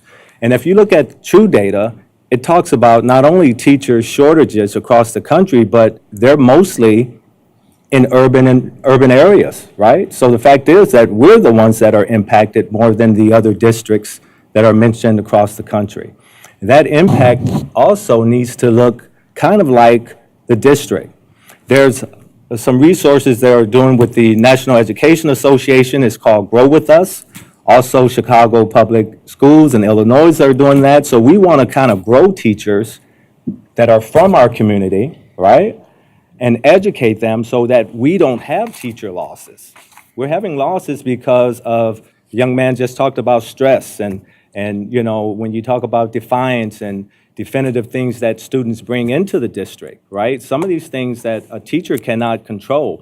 But if we have local people that's going to help fill that gap, that would be one of the best things to do. Local people coming in, helping to get educated, not through a college, because they would always already have bachelors, the Grow With Us program, right? I talked to you last time about how we can, become innovative, right? We talk about schools. We have schools that sit empty. Some we can sell. You don't need to sell all, right? I'm a Rotarian. At a presidential conference, a guy from a school board talked about the schools closing. So what they did was they created a barbershop, H&R Block, all kinds of entities within the schools. We have to be creative if we're going to survive 21st century, right? So we know that money is an issue. And I don't want to talk too much because I want to hear the presentation to see if it's factual or to see if it's fictional, all right? And so, but here, I'm going to leave you with this. And I read this to some of the board members last week at a board meeting. I thank them for showing up because it showed that you guys care. You just don't sit in the seat. You care to listen, right? You care to learn. And so last week I stated the biggest issues facing public education today is the testing. I think it's bogus. I don't think we necessarily need that. We got to think outside the box. State and federal mandates. Some of those things are happening here in our state, these mandates, right? Some are coming from the Department of Education, who shouldn't have anything to do with what states do. States should be allowed to do what they want to do and not what the feds want. A lack of funding and resources. We see that throughout our schools, right? Our new governor's talking about equity in education. Teacher evaluation systems and accountabilities. Micromanaging of the school boards. I think we've seen that throughout the cooperative agreements, throughout the consent agreement. I think it's time to stop because we know that in our state constitution, it states that we have a school board, an elected board, that's part of our constitution. And so it's not only a state right, it should be necessarily a human right to have that. Also, poverty. That's one of our big issues when we talk about urban and rural America. They're both the same kind of, right? Also, poor parenting sometimes, right? Sometimes our parents don't know what they don't know. Sometimes we need to help them out with some untraditional things to help their students to succeed. Also, the mental health issues. Our Teacher of the Year talked about that. That's our primary issue. Students are coming in with issues, right? And it's not the fault of the teachers, the staff, but how do we deal with that? And luckily at our school, the board members that were there last week, they were showed through our robotics program how we deal with mental health and suicide prevention, and how at our school, we have Intercare Health Services that helps to teach that and to certify students to be mental health and suicide preventionists. That program now is going to go across the state, so we're going to open that up and start to teach a little bit more. Also, because I want to make sure that for the sake of time, so education is not a race. Races only have one winner. So children, teachers, schools, and communities should never be labeled as losers. I think when you think about public education in the A through F, you're kind of labeling people as losers. Unfortunately, the new status quo does just that. The test and punish regime has run its course, and it's time to stop, reflect, and move forward. I know that children do not learn the same way and do not learn at the same time. I know that teaching is being crushed. I know that communities, school cultures, and children are complex and unique. I believe the soul of real teaching is being crushed, and we hear a constant message from the media and the Michigan State Department of Education that you are failing as a district. We hear this all the time. Now we're going to hear that through A through F across the state. I believe the soul of real teaching is being crushed, and I got off track. All of this is happening in conjunction with a complex lack of funding, widespread inequity, and erosion of the due process rights. We've seen that through the consent agreement and through the cooperative agreement with our rights being taken away as a board and a community to do the community wishes. So now, State Board of Education, MDE, Department of Treasury, who's not here. So if you want to fix something, what's wrong with education, then common sense dictates that you should rely upon the expertise of the people who live and breathe it every day. Give principals the leverage to remove ineffective teachers while allowing effective teachers the professional protection and support that a tenure offers. Stop asking schools to do more with less as you filter more and more funding away from their budgets. I'm so glad to hear that we have a governor in place that's trying to get more funding and to be equitable. Encourage a well-rounded educational experience, which includes the arts. I'm glad the young man stated that. Vocational offerings, etc., in order to produce a population of workers with varied skill sets. We can only win to get to the 10 in 10 years if we complete that mission. It can't be the status quo of a Common Core curriculum that does not work. Common Core is being ousted by 11 states. I hope that you guys oust this frivolous mandate of poor education, because I consider it the dumbing down of America. We need to support programs that meet the needs of non-traditional students too. We need to utilize a combination of objectives and subjective data in order to determine a student's knowledge and skills and ability. So that testing I talked about, you don't need a test. We can do other things to test. These are just bogus measures that are created so we can have agendas put into place to say who's going to be A through F, who's going to meet or exceed. But I know that students are very smart, right, if we teach them the correct way. Case in point, years ago in Chicago public schools, there was a test, and on the test it says, this tool is used to garden. So the answer was a hoe. And not being disrespectful, but just stating the facts. And so the urban school kids thought it was the lady that sat on the corner. They didn't understand it was a garden tool. So sometimes we have to test so that our students understand how to answer the questions correctly. Because we all don't live in suburbia America, middle class, some of us are underclass, and we don't hear those words and enunciations that would help us pass or fail. Lastly, but mostly importantly, put our kids first. They deserve better than what they've been forced to endure. We all do. And that, I believe, is where we stand today, despite the odds of Benton Harbor area schools, despite the gloom and doom of Benton Harbor area schools, the intransient and indifference of the system. All of us in this educational story, especially those at this table, those at MDE, we must persevere, we must try. I thank you for your time. I just have a question. I'm wondering if Dr. Rush can join the table. Is there any reason why she can't? Be right there. She's welcome to join. Thank you. So I guess I'm up on next on the list. I'm Matthew Nichols. I am the Benton Harbor Education Association Union President. I've had the pleasure of meeting with, I believe, 5 of you previously. I do have a handout for you. I'll go ahead and pass it down this way. But I would like to start off by saying thank you. I appreciate the opportunity to come and speak with you guys again. I have to agree with Mr. Taylor on a couple of things. I do believe in public education as well. I am very adamant, just like he said, that our kids need to come first. the children that I teach every day are my first priority in that district, before my teachers that I represent, my kids that I teach. I'm a teacher first, I'm the union president second. I appreciate the passion that our board has, both board members that are sitting here, and can understand how difficult of a situation this is for them as well as it is for us. I can't imagine what it would be like to be elected to a position, then have all control taken away. I know that it was through a consent agreement, and that they signed off onto this. But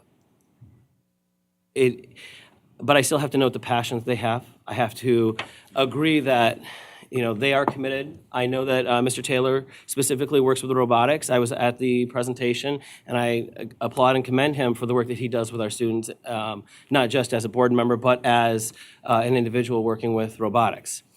As you can see from my handout, there are a couple of things on there that I wanted to note. I'm not going to read through all of it.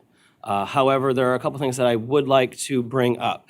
So, in representing the teachers in Benton Harbor, I have to say one thing, and I have to echo what my Vice President, Brenda Terrell, who spoke during public comment, what she said was that we need consistency. The biggest thing that our teachers crave, and it's the same thing the students want, stability, consistency, over and over. That's all I hear. We need something that is going to work for the students and for the staff, because every time we turn around, they're starting something new. There's a different curriculum. There's a different program. That, more than almost anything else, I think kills the ability of our students to grow. When they have to change how they learn every time. You go from one curriculum to the next, and you're learning a new curriculum. You don't ever get to master it. The teachers don't get to master a curriculum. It gets changed before they get there. So our desire, our biggest wish as teachers, and this isn't just from me, but as representing the teachers union, is that we want that consistency. We've noticed how much improvement there has been this year. From last year to this year, we have more structures. The environment that our children are learning in is structured. Last year, I teach in the middle school, and I know last year there were kids in the hallway and there was no real discipline. And this year, it's a completely different environment. We've put structures in place that weren't there previously. And once our kids started having structures, the teachers could start teaching. And once the teachers started teaching, the kids started learning.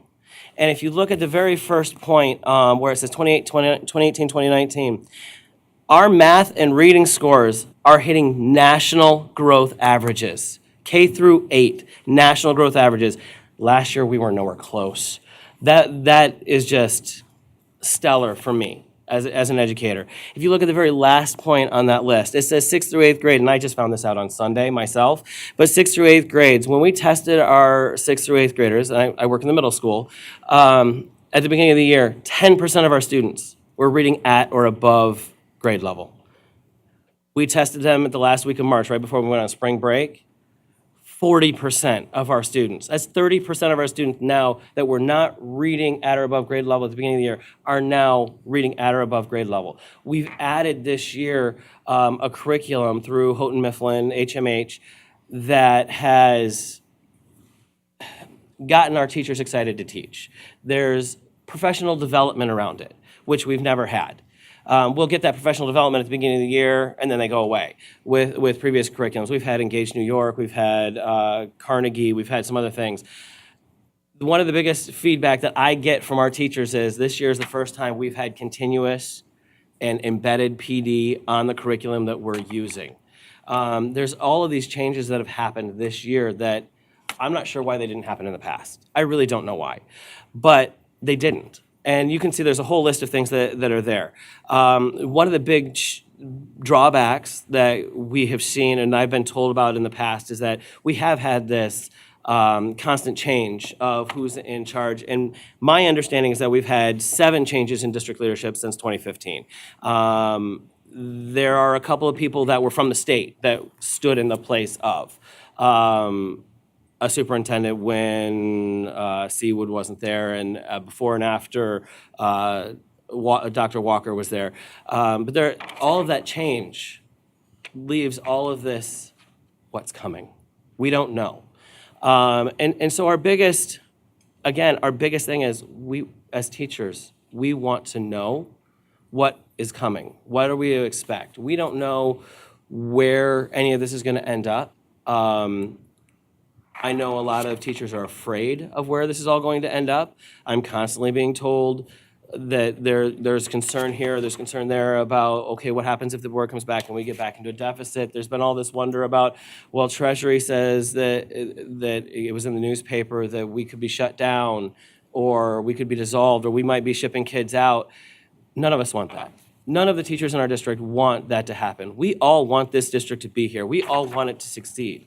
And what we want more than anything is to continue the improvements, to keep the stability, to make consistent and collaborative decisions with the board, the superintendent, the teachers union, so that we can all work together to move this district forward and continue the growth that we have seen this year, that we have not seen in a very, very long time. I know one of the people that spoke earlier talked about how we had doctors and we had attorneys and we had teachers that were graduating from Benton Harbor schools. I know my kids. My kids could be doctors. They could be teachers. They could be lawyers. They deserve that ability, that choice to be what they want to be. And we just need that stability and that consistency in our district to allow us to continue these improvements. Thank you.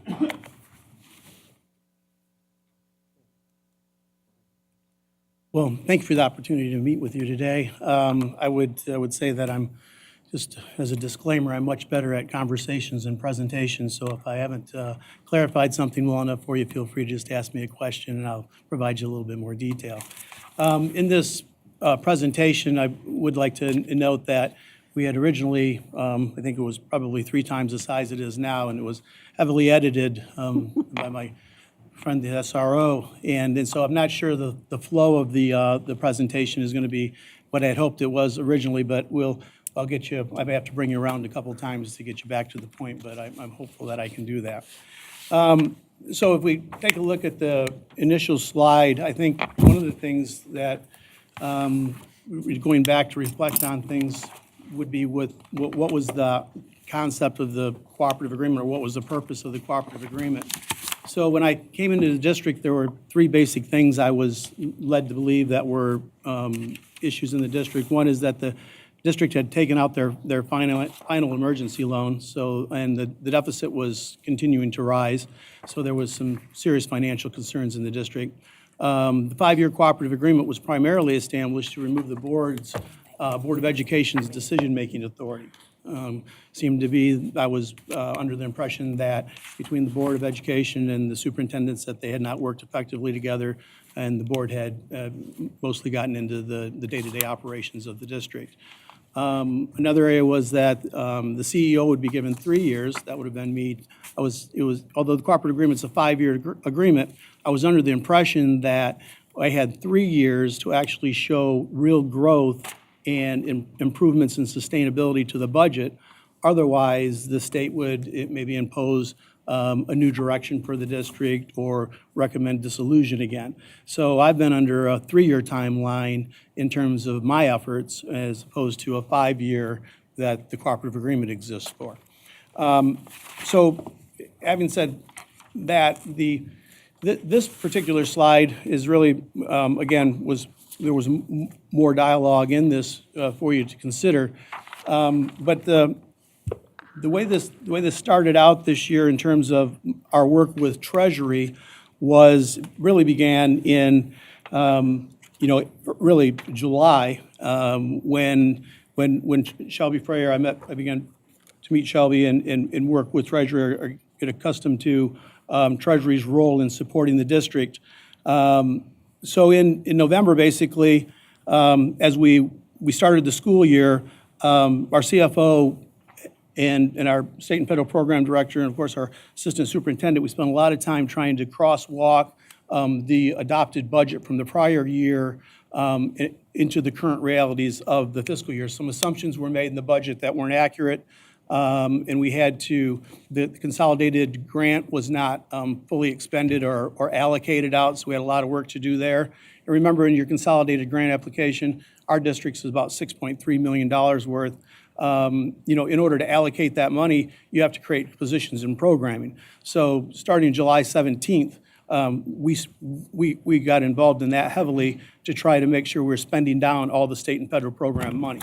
We also, I tried to identify certain foundations through a kind of a environmental scan of the curriculum in terms of what had been going on in the district, and we decided that we would implement a comprehensive curriculum for them.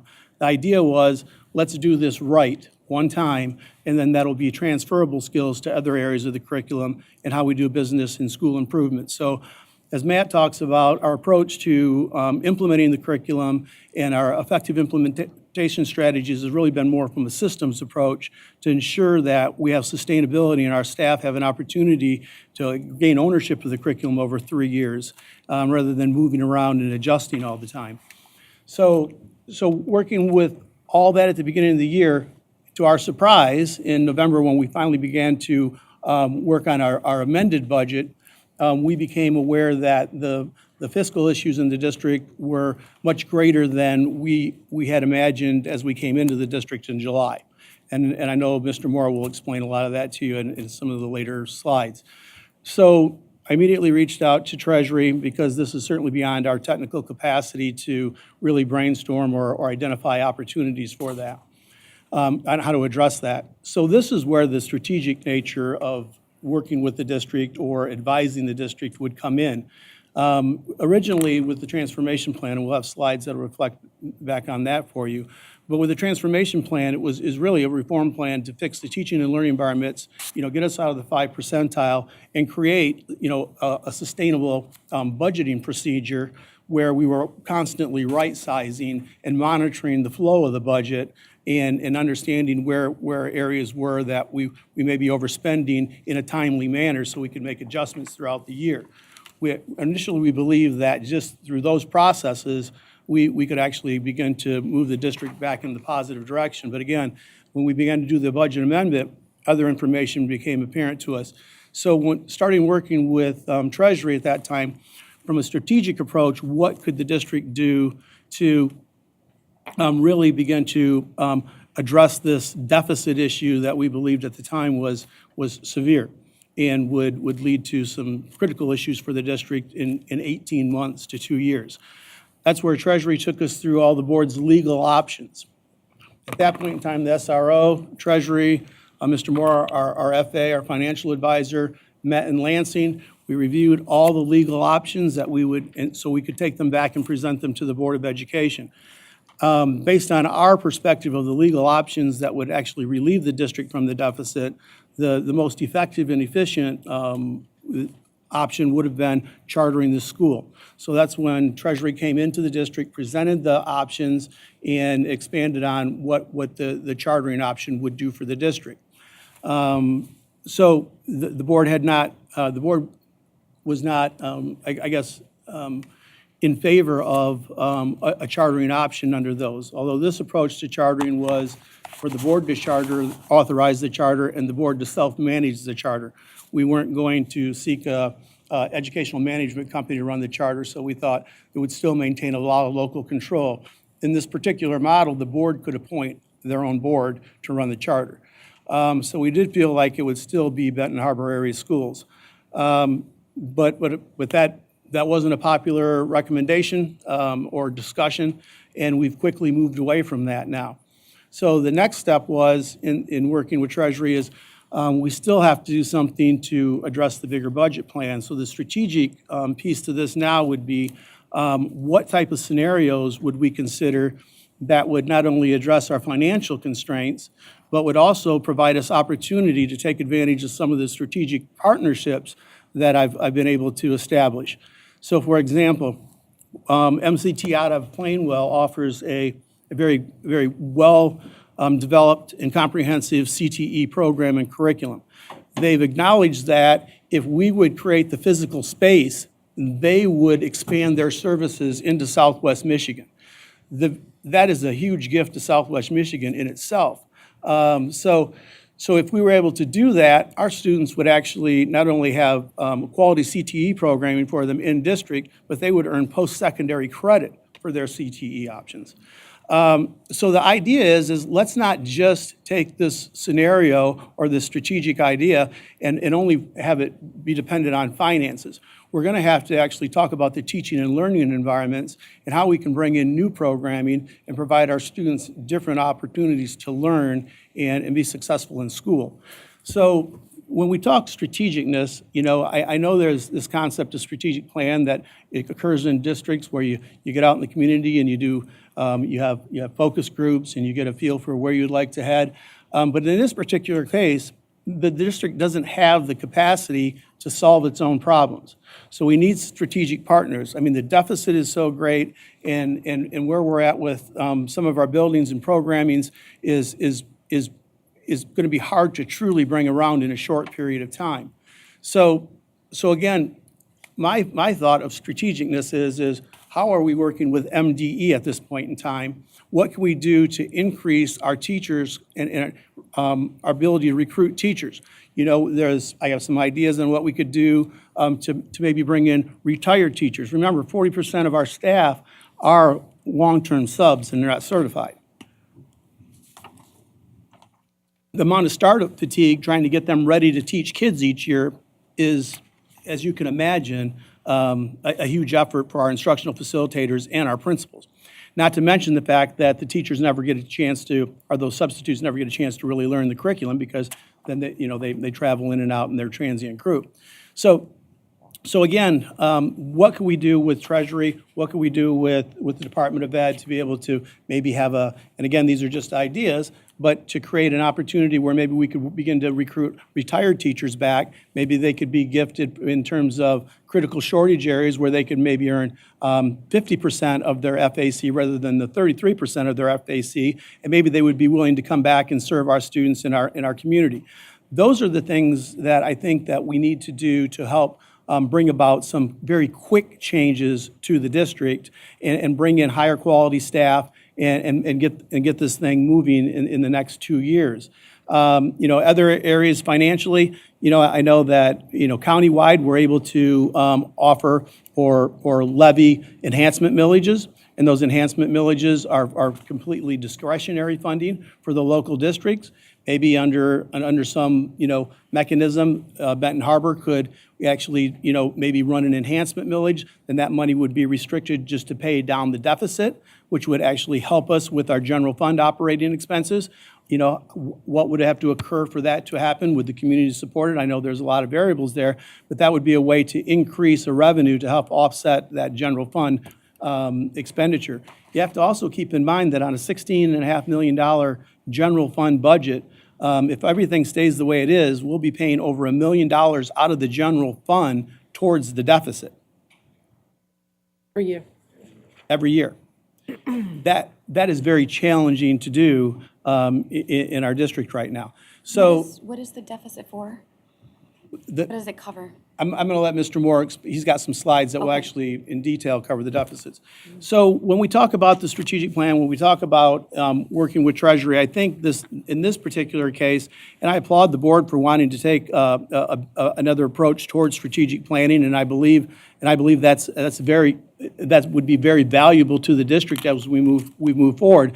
But the reality is we need strategic partners. We have MCTI that would be a strategic partner. We have Lake Michigan College that would be a strategic partner in this. We have the Benton Harbor Excellence Foundation that was willing to run a capital campaign to help support the infrastructure of anything we do in terms of CTE programming or creating more STEM opportunities for our students K through 12. As a matter of fact, we've already funded one STEM lab for our first through third grade students that we've just implemented that Mrs. Robinson will speak to you about a little bit. And so we have the strategic partners. We just need to come together and with the board and figure out what we can do and what type of considerations we can get to help address some of the barriers that we face right now to move the district forward. So that's the strategic piece of this. And honestly, I couldn't have walked in July 17th and been able to, recommend, some type of guideline to help support the district or help create a vision or help develop scenarios with the district. I think this is the time to do that. And I think, but from my perception, and I know we all have different perspectives on the financial realities of the district, but this needs to happen very soon because we would need to implement one of these scenarios during the 2021 school year if we were to hope to create a sustainable cost structure and actually continue with our programming. So I think it is timely, and that is back to that 3-year plan that I thought that I had. So as and as I see, I touched on a little bit of this, but so the big key issues is what are the strategic plan and what has the cooperative agreement been about, and what is the 17-18 graduation audit issue that we seem to be having right now with where our seniors have fallen at this point in time. Due to constraints on time, what I've done is I provided each of you with a supplemental packet of some basically just notes, and some of them are broken down by month in terms of things we've done to work on, working more collaboratively. So back to the strategic plan piece, what we do have, and if you take a look at tab 4, is that's just the reform or transformational plan. I would not say that that's strategic in nature, although there are components of it that would identify opportunities for strategic work, but we didn't have a game plan for really doing anything strategic other than offering the board the 7 legal options to address the deficit issue. We have not started our work along the other strategic areas that we could focus on with the scenarios. Guidance on the cooperative agreement. One of the criticisms I hear is from me is how collaboratively we've been working with the board and how we've communicated to the board. If you, just in a quick review, this cooperative agreement has been challenged, actually the weekend before I even started work. And then the cooperative agreement was challenged again, and there were revisions recommended to it by MDE and Treasury in September. For some reason, those never came about. So, what we've been working on is what's the board's role as advisory. And again, in tab 1, I have a lot of communications and a lot of evidence in there of what we've tried to do. As a matter of fact, in September, I finally got to the point, because nobody was giving us guidance on it, I got to the point where I just asked the district attorney to give us an opinion on how to structure the board in an advisory role. So he did that. And basically the way it was supposed to work is that the board would meet on the Thursday prior to my meeting on Tuesday. I would cover all of the agenda items with them. They would, as a board, advise me through a motion on how they believed I should vote, or how those agenda items should be modified. And then when I held my CEO meeting the following week, I would read their advisement from their minutes, and then I would make my final decision. So that's the process we had set up. There's not been one time when the board has met to actually cover my advisory agenda items. In the fall, or the first half of the year, the board did not meet in any advisory capacity. They chose to meet with SRO and I think Treasury on the Wednesday after my meeting, and I was not included in those meetings. And there's statements in there from the SRO that would illustrate that he was going to be a conduit between the Board of Education and myself, and he would pass along the board's concerns to me so I could address them. Okay, so that was the role of MDE at that point in time. When the new board came on in January, they actually did establish through the organizational meetings, regular meetings on Tuesday, or the week prior, the Thursday prior to my Thursday board meetings. So I was hopeful that we'd begin to cover agenda items. But what's occurred is one of the last meetings in which I was going to provide the board with information that Mrs. Rush, or Dr. Rush, had actually requested, my agenda items were removed from the board special meeting. The board president said that he would hold another meeting later and place my agenda items back on it at that time, but that never occurred. So again, more attempts to try to include the board in a timely manner on decisions that I was going to make, and the fact that they were unwilling to consider my agenda items even though they were meeting. So, and like I said, in the packet, there's information that would support those communications and the board's refusal to meet. The graduation audit issue came about when I came in district. It was almost my first week in district, actually prior to coming into the district, because at that point in time, the head football coach was leaving the district, and he had made a lot of statements about the learning environments and our students and how many and what their grades were and how the kids were managed in the building. So in discussions with board members, 3 board members in particular, they had expressed very significant concerns or serious concerns about the manner in which students were earning credit recovery through an online system. And they also had concerns about how the number of credits students were earning in a single year. So when I began to take a look at that information, a lot of red flags did go up. I mean, we had students earning 22 credits their senior year of high school. So at that point in time, because the number of documents, because the staff that was in place must have been involved in that, I didn't feel like I had the capacity to investigate that on my own. I asked legal counsel to come in and investigate that. They did, and then I've included that executive summary of their investigation for you in tab 3.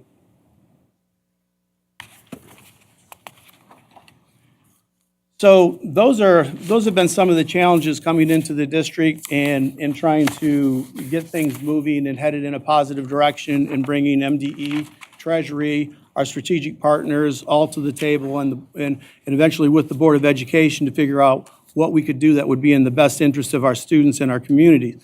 I would have to say, though, that working with the staff, the teachers groups, and working with a lot of our instructional support groups, they've been very willing to roll up their sleeves, take on new roles, and take a different perspective. Typically in a reform district, you get challenged by the direct instruction and the direct service providers. Our group has not been that way. They've been very willing and open-minded to try to do things in a different way.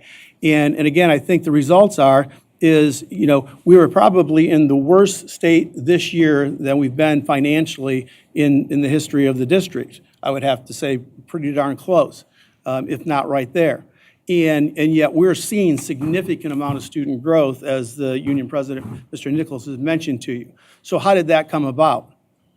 Okay, I think we have focused on the teaching and learning environments, and we focused on effective implementation strategies, and we've worked from a system approach to make sure that was going to occur. And I think that's the fear of the staff is that when budget reductions are made, they'll lose those supports. And we'll have a change in administrative staff.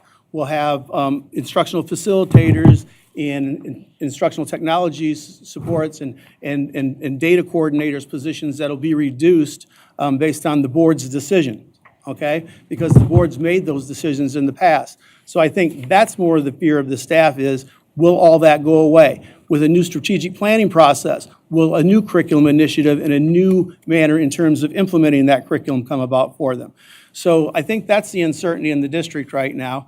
And the only person that I can rely on to give me any relevant information on that or perspective on that was Mrs. Robinson, because she has a history with the district. She has a history working under several different boards, and she has a history working with Treasury and MDE and the interim superintendents that have come into the district. So I'd like to give Mrs. Robinson an opportunity to kind of take you through some of our reform efforts and talk about some of the notable accomplishments that she's had, and maybe even give you her perspective on why we're seeing more success this time around than the district has in the past.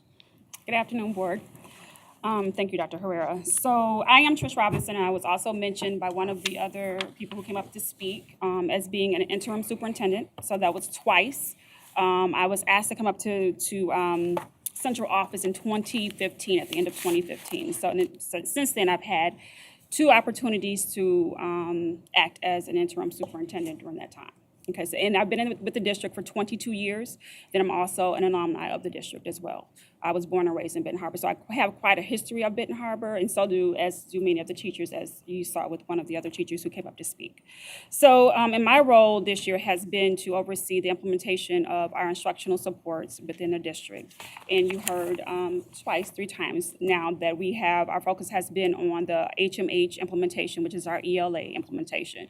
We decided that that would be the biggest bang for our buck this year in getting students on the right road to success, and then also giving teachers the right supports that they need to actually implement something in the classroom.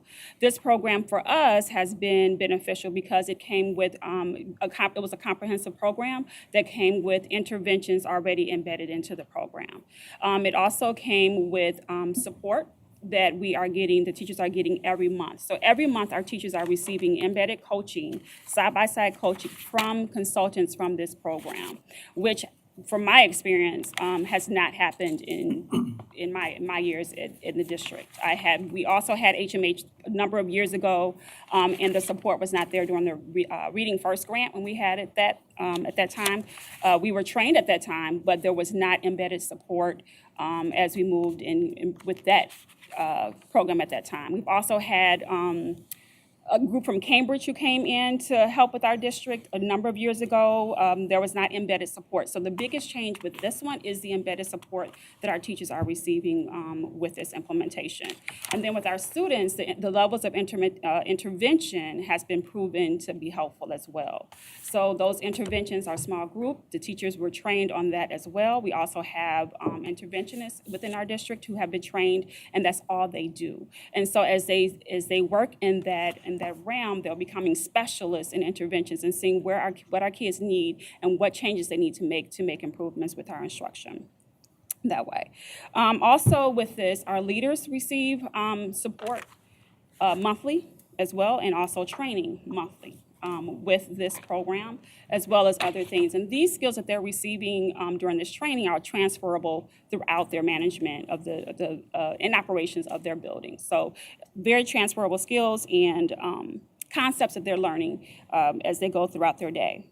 We also are using a curriculum cycle, management cycle on how we are addressing our curriculum. So once we have this program in place, we are now focusing on pacing guides to ensure that our teachers and our students are teaching at a pace that is comparable to the students in Benton Harbor. So we are making this and customizing this to make this our own. So that has been our focus this school year. And Matt alluded to our scores, and this year we do have some pretty strong growth scores in NWEA that we utilize an outside agency to pull this data for us and put it together. So it's not us pulling the data and manipulating it or anything like that. It is another organization that is doing it for us. The other thing that we are doing, so Dr. Herrera mentioned the STEM lab that we have in our Hall building, which is a 1st through 3rd grade building. So this will be the first of its kind. It's the first year that we're doing this. And actually, we just started the second semester. So students will be able to have some hands-on experiences with coding, and also just a make lab where they can just come in and kind of build things that will help, will intrigue them with their learning process. So, and then from there, I do want to say this, and Dr. Herrera just talked about what our teachers fear.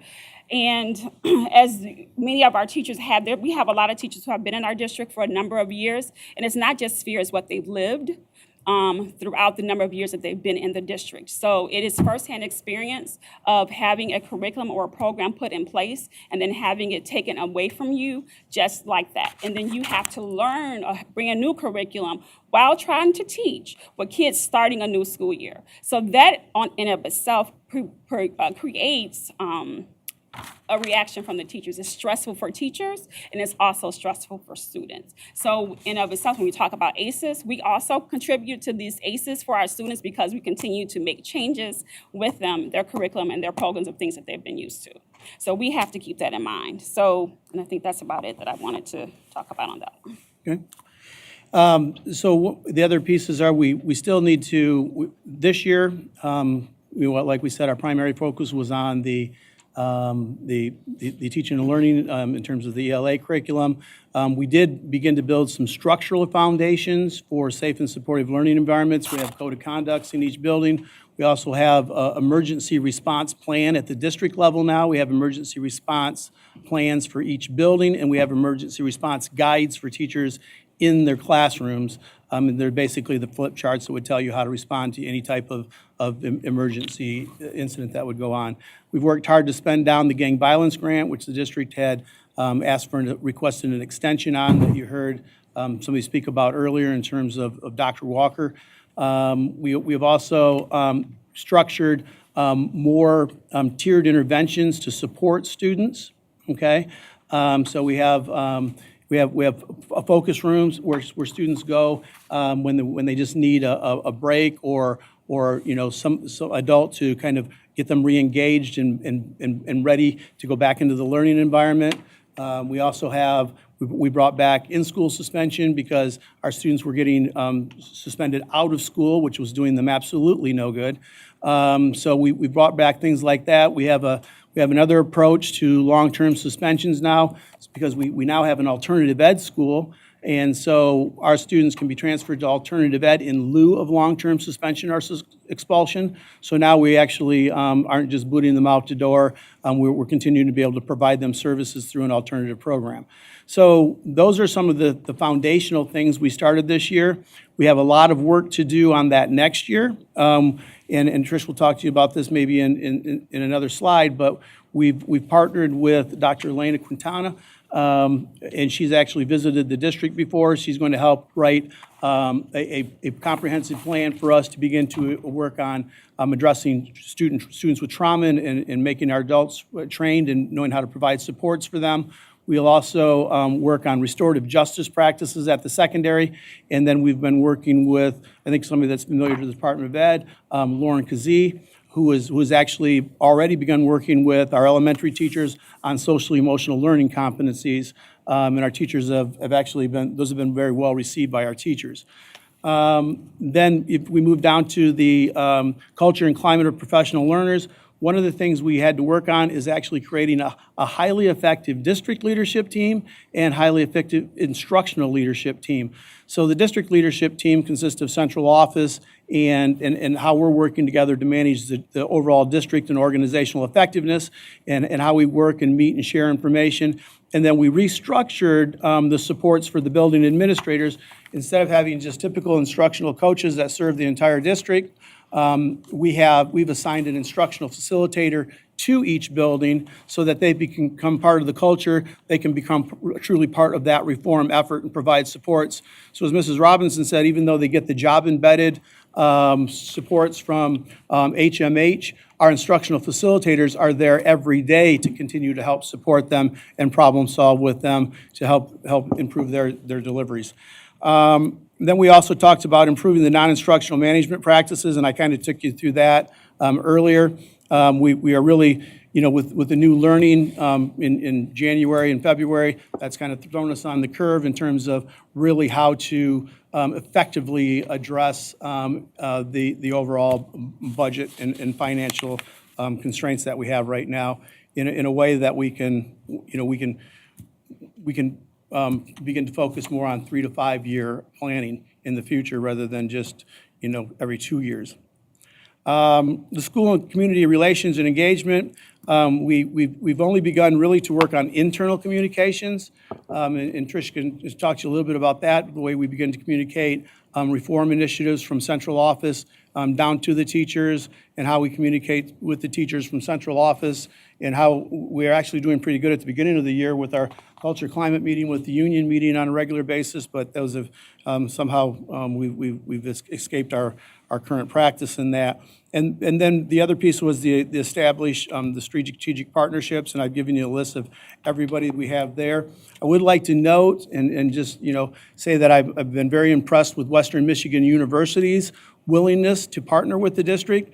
I've included their partnership agreement. Western's Board of Education adopted this officially, and it is actually several different models in it to grow teachers in Southwest Michigan, and particularly to Benton Harbor. Our teachers actually benefit the most from this because there's financial incentives to offset their tuition cost that they would receive by being part of these partnerships. So it's everything from special ed, it's recruiting teachers that have VAs back into an educational profession, and it's also just building teachers and grow your own. So that is actually have their own grow your own model in this partnership agreement, which you can see is in, I think, tab 5 for you, or 6, I'm sorry.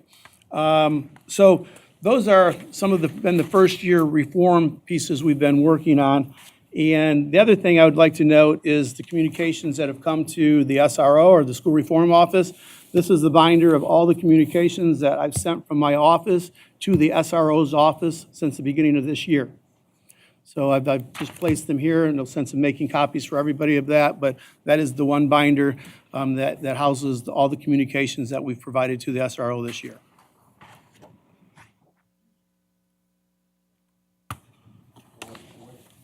How much longer do we have?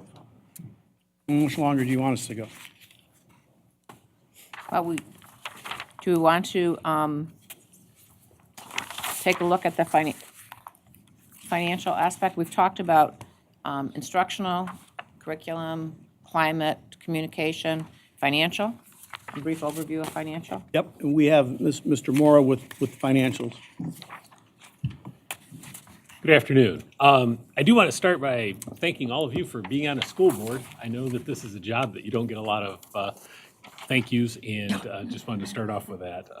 Having dealt with a lot of school boards in my life, I appreciate the service. So really quickly, this first one deals with property sale status. There was communicated to me that there was an interest amongst some of the board members, or maybe all the board members, to understand what's going on with surplus property in the district. Right now, there are approximately 14 surplus properties, and we have one that is actively in a sale process. Originally, at the beginning of the year, there was budgeted $350,000 of property sale revenue. We probably will see somewhere in the neighborhood of $150,000 if that sale goes through before the end of the fiscal year. Additionally, one of the things that's happening is as people come in, look at the properties, they'll make an offer contingent on an inspection. They'll do the inspection and then come back with a much lower counteroffer. I think that has to do with the condition of the properties. We are not developers, school districts are not developers, nor do we have the resources to spend a considerable amount of money maintaining vacant buildings.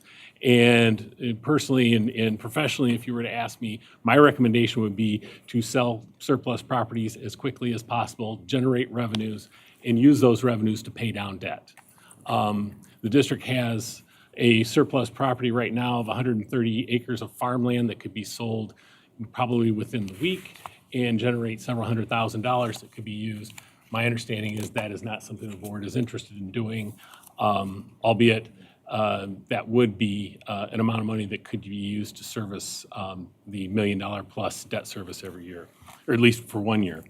On the next slide, so one thing, if you basic Michigan education finance 101 is enrollment drives everything. And enrollment in Benton Harbor has been on a consistent decline for over a decade, which is evidenced by this graph. Additionally, one of the factors you should know is there are about 5,400, 5,500 students that reside within the school district. Only 38% of those students attend Benton Harbor area schools. 62% attend either a charter school or another school district outside the school district. And additionally, the rate of decline has been 5%. It actually has been over 5% if you look at the last 5 years.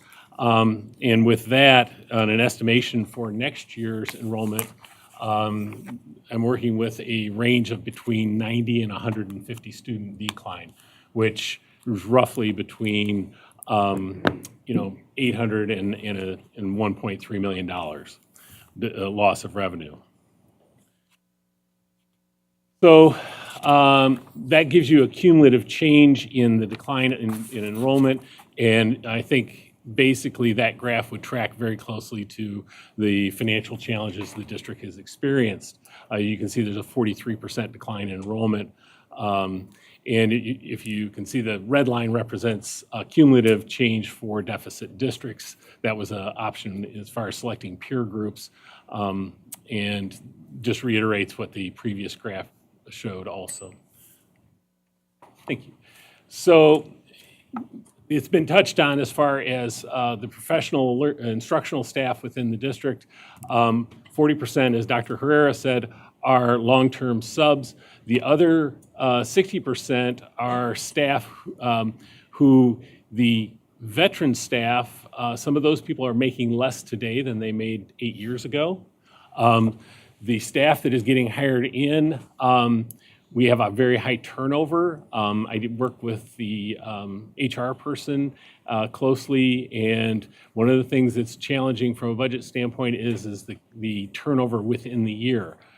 You know, a lot of school districts, you'll hire people in the fall, they'll make a decision whether they want to stay, and they'll leave in the spring. We have people who have been leaving mid-year or after a month, after 2 months. It's a very challenging situation. I have to believe for Mr. Nichols and the other dedicated teachers in the district that it's extremely challenging because they are the first line of support for those staff members. But it also presents a big challenge when you're trying to implement curriculum, create student growth or other things. I have to say, as a finance person, I was very impressed with the student growth that we had this year, given the challenges with the staffing. It was to me, amazing. But the other thing, can you go back, Trish? Yeah. The other thing I wanted to point out is you notice that blue line, that's the ratio of our personnel costs relative to total expenditures. The other lines that you see are peer districts. And normally that's about 80%. We're at 49, less than 50%. And the reason for that is we have so many contracted and sub workers. So just an FYI on that. So on the next slide, this is going to take a little bit more explanation. I'll try and be brief. The orange bars are our deficit. So the district has about a $4.5 million deficit. And somebody asked, what's a deficit? A deficit is basically the accumulation of overspending from previous years, or the spending that was in excess of your total revenues. So if you have expenditures that exceed total revenues, you're going to have a deficit. If you have no fund balance to offset that deficit, you're going to have an accumulated deficit. Well, if you take that $4.5 million and you spread it out over 13 years, I think that's 13 graph, that's what it looks like. And it's roughly, it's going to be almost $400,000 a year. Well, the blue bars represent the principal payments on the emergency loans and the voted debt, and the green bars represent the interest. So as you look at that, you can see in 18-19, okay, that's not, a huge bar, but it jumps up dramatically. Now, I have been told by Treasury that we don't have to have the deficit paid off in 13 years. We can work with them on that, but at some point we've got to come up with a way of paying off a deficit. So that was my assumption. But the blue and green bars, the jump in those bars is dramatic and is going to have a very large impact on our district. Now, as I said, enrollment is key. Enrollment is where you get your revenue to service this fixed cost. Our revenues are highly variable and they've been declining. Our fixed costs are variable, but they're not declining. They're going to be increasing over the next few years. And with regards to this graph, this is just long-term debt. We also borrow money to make sure that we can make payroll and we can pay our bills during the year because we have a cash flow shortage. And we have worked with our financial advisors, and this is one of the things that earlier this spring, we had a work session to deal with the issue of borrowing to make sure that we could make payroll. And the discussion was about we are starting to approach some of the limits on our ability to borrow for cash flow. You can only borrow up to there's a statutory limit that you can borrow against for a state aid anticipation note. You can only borrow so much of your state aid, and you can only borrow so much of your property taxes. As the district continues on and our enrollment decreases, we will have to shift from borrowing against state aid to borrowing against the property taxes. As we make that shift, we will start to bump up against that limit for property taxes, and theoretically, at a certain enrollment level, which is not too far off, we will bump up against both of those limits, and the district will be at a point where they may not be able to borrow anything short-term to make cash flow.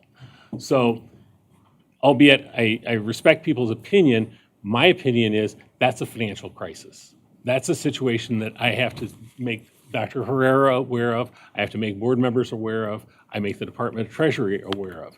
And so earlier this year, we did that. I feel that from the standpoint of making sure teachers get paid and schools operate, my job is to ensure that that happens. So, want to go to the next one? So this is the impact of our debt service when you make some assumptions about enrollment. And you can see in 18-19, it's less than $300 a student. Next year, and I will tell you the 1855 number, which I'm projecting as a blended student count for there, is probably going to be lower than that. And it's probably going to be lower by a significant number, but it jumps to 674. So it's going to jump up, it's going to more than double that year, then it goes up the next year, and then you can see it gets to about $1,000 a year. Well, our foundation grant is only about $8,000 a year. So when you look at $1,000 out of that foundation grant going to service that debt, that's a significant percentage. Additionally, as Dr. Herrera mentioned, we have $6.3 million worth of federal grants or of grants. None of that money can be used to pay for debt. It all has to come out of whatever we receive as unrestricted state aid. So that grant, that chart is there to kind of give you a little bit of a forecast, making some assumptions. Now, those assumptions will change, obviously, because enrollment and other things might change, as will a foundation grant, but it does give you the general trend. So some of the takeaways on this, in the Benton Harbor area schools, we are upside down with regards to how much is spent on students or on non-student support services versus instruction. We spend a lot on transportation. We spend a lot on other areas, debt service, legal fees. There's a whole myriad of costs there. But those dollars aren't going to the classroom. And the second bullet is kind of self-explanatory, but I would say with regards to the ability for the CEO and Ms. Robinson to be able to attract high-quality teachers and other instructional staff, that puts a burden on them. Then lastly, as you saw in that graph, that increase in that debt per student FTE is going to double. And ultimately, it will triple to almost $1,000 a year. And with that, that becomes onerous with regards from a budget picture. And that's part of what Dr. Herrera was referring to as we started to dig into the budget. We started to look at future years because he kept asking me, he said, Todd, I need a sustainable budget. I said, okay, let me work on what we can do here and where we can find that. I will tell you, one of the challenges I'm going to have is trying to find where to cut things. There's not a lot of things that are our general fund that are excesses. There is no excess, but it's going to be, how do you get cuts out of a general fund where there's not much there? So, give you a little bit of idea from this year, as Dr. Herrera mentioned, when we looked at the budget and we were trying to figure out, okay, so what's this going to look like for the next year? These are all the one-time monies. We had almost $1 million in one-time money these are, the Department of Treasury was very helpful as far as the money they were able to provide to the district. We received a one-time insurance rebate. That security support in the gang prevention grant that will be going away at the end of this year, there's almost $300,000 that is provided for professional security services at our high school. The PGA grant was a direct support to the athletic program, and so that comes out to about $950,000. That's a big number in our budget.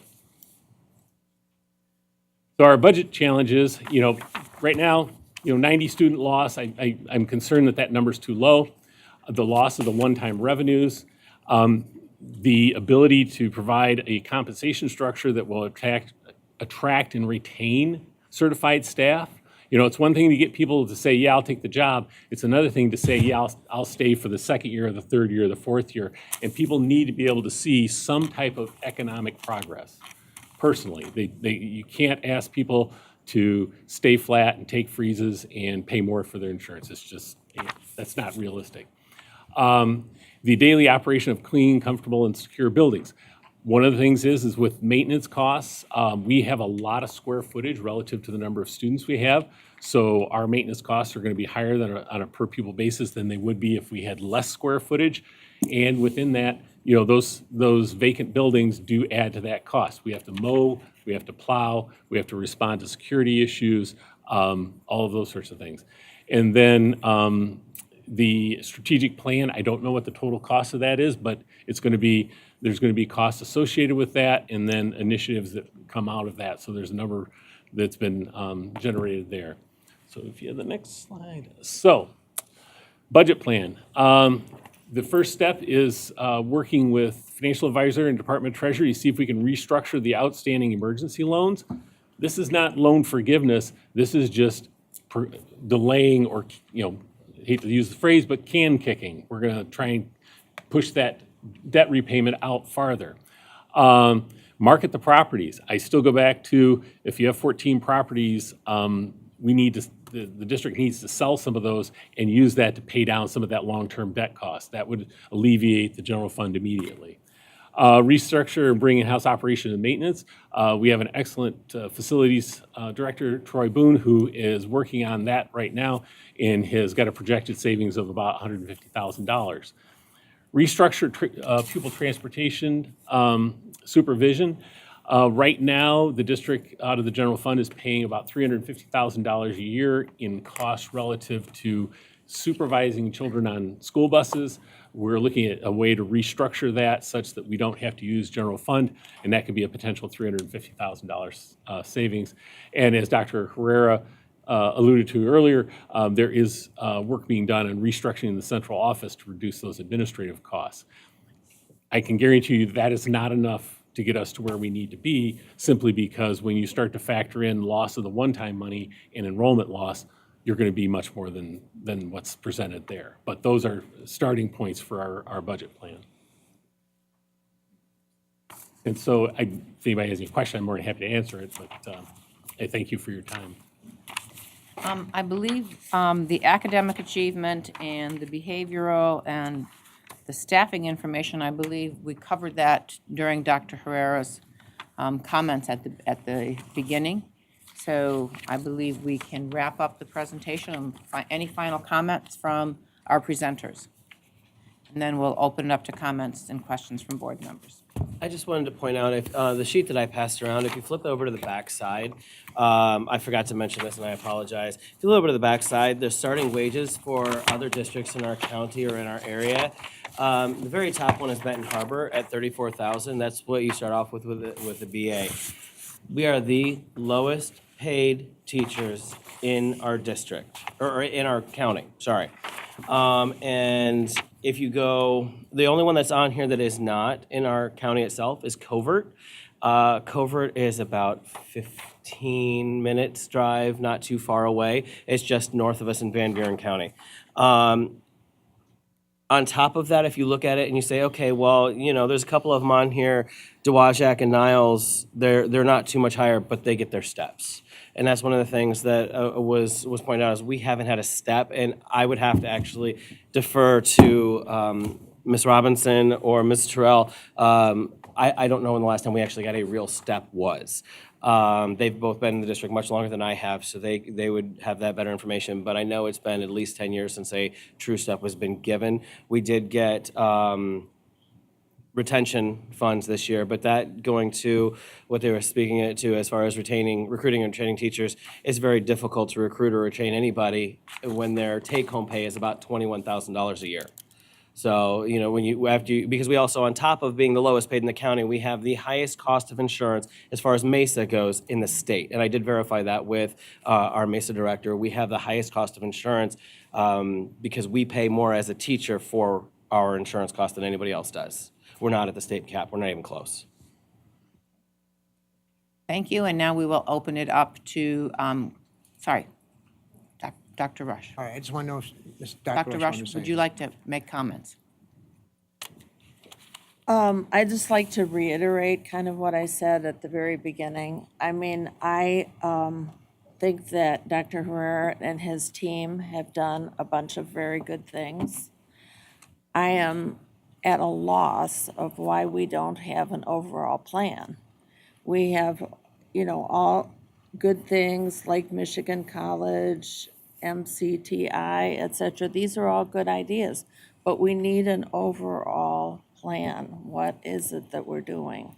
So I think that, for example, should some of these vacant properties be sold? Absolutely.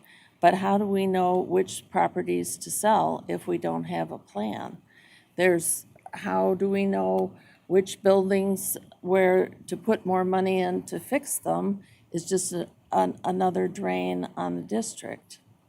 We need to figure out how many students are we planning for, what, elementary, kindergarten, elementary, middle school, high school, how many kids, what kind of programs are going to be in there. And I would say, whether it's because he doesn't think it's on the agenda or whatever, we cannot get this information. So what I see happening is we have long discussions about little, tiny, trivial, peripheral things. We need a central plan. What have we got? What are our assets? What is our projected enrollment? What kind of programs do we think is best? How do we fund them? Agreed, we have too much money being spent in non-instructional areas. What is our plan to downsize the administration or whatever needs to happen so that we can move money over, so that we can improve things for the teachers? We set up a joint committee between the board and the district about how many different staff do we have in different levels? What is the student-teacher ratio in these different programs? They either don't have that information or they won't give it to us. How can we move forward without open sharing of information? So I have to say it's a mystery to me. I worked in, public finance for over 20 years. I've never seen a process like this. And unfortunately, I don't accept that he's only had 9 months to do this. Personally, I have been responsible for budgets over $200 million. And I knew where my staff were and what they were doing. What were our targets? I know that was in healthcare, not in education. But I don't, the same way you have nursing to patient ratios, you have teacher to student ratios. You flex up, you flex down. I'm at a total loss of why we can't solve this. Can I just say just a closing thing, and I'm going to be quick. And I'm glad she stated something today because this is from a brand-new board member that just came on board. See, a lot of times people are on the outside looking in, they read newspapers and they believe the rumors and innuendo and the fluff and bluff. But when you come inside as a professional who ran a hospital in Chicago, you know better. You see the real facts. You see the smoke in the mirrors, right? And so I'll leave you with this, Board of Education and MDE. We need the Michigan Department of Education to give us respite a bit, since we have been under state control, and there has been no improvement with those state people who have came to help us, to give us best practices, right? Both from the Department of Treasury level and MDE. When we were in a partnership, we the board stated that the expectations were too high. The then superintendent and the state superintendent agreed with that superintendent. So if you look at the fallacies, they haven't been from a board. They've been from an upper level of management. And if you look at some of the other schools, when I spoke at the Michigan Association of School Board Conference, in front of all of the partnership schools, they said, Mr. Taylor, why do you guys have your growth so high? You're going to fail. So someone failed us on purpose.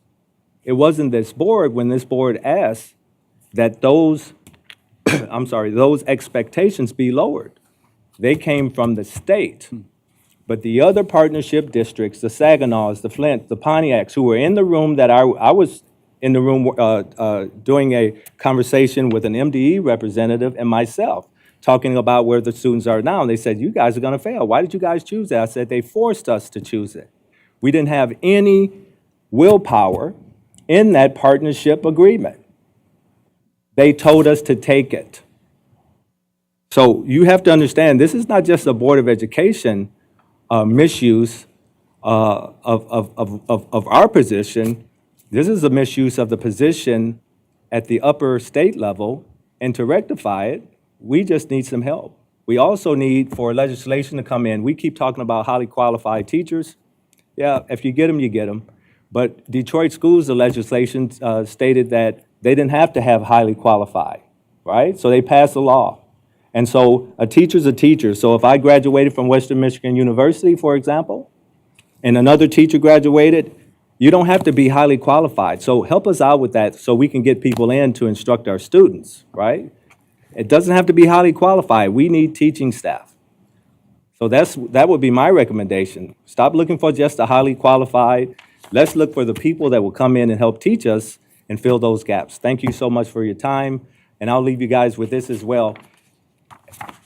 When you think about the four-way test, is it the truth? Is it fair to all concerned? Will it build goodwill and better friendships? Will it be beneficial to all concerned? I'll leave that on your mind as you think about the education or the miseducation of Benton Harbor area schools. Thank you.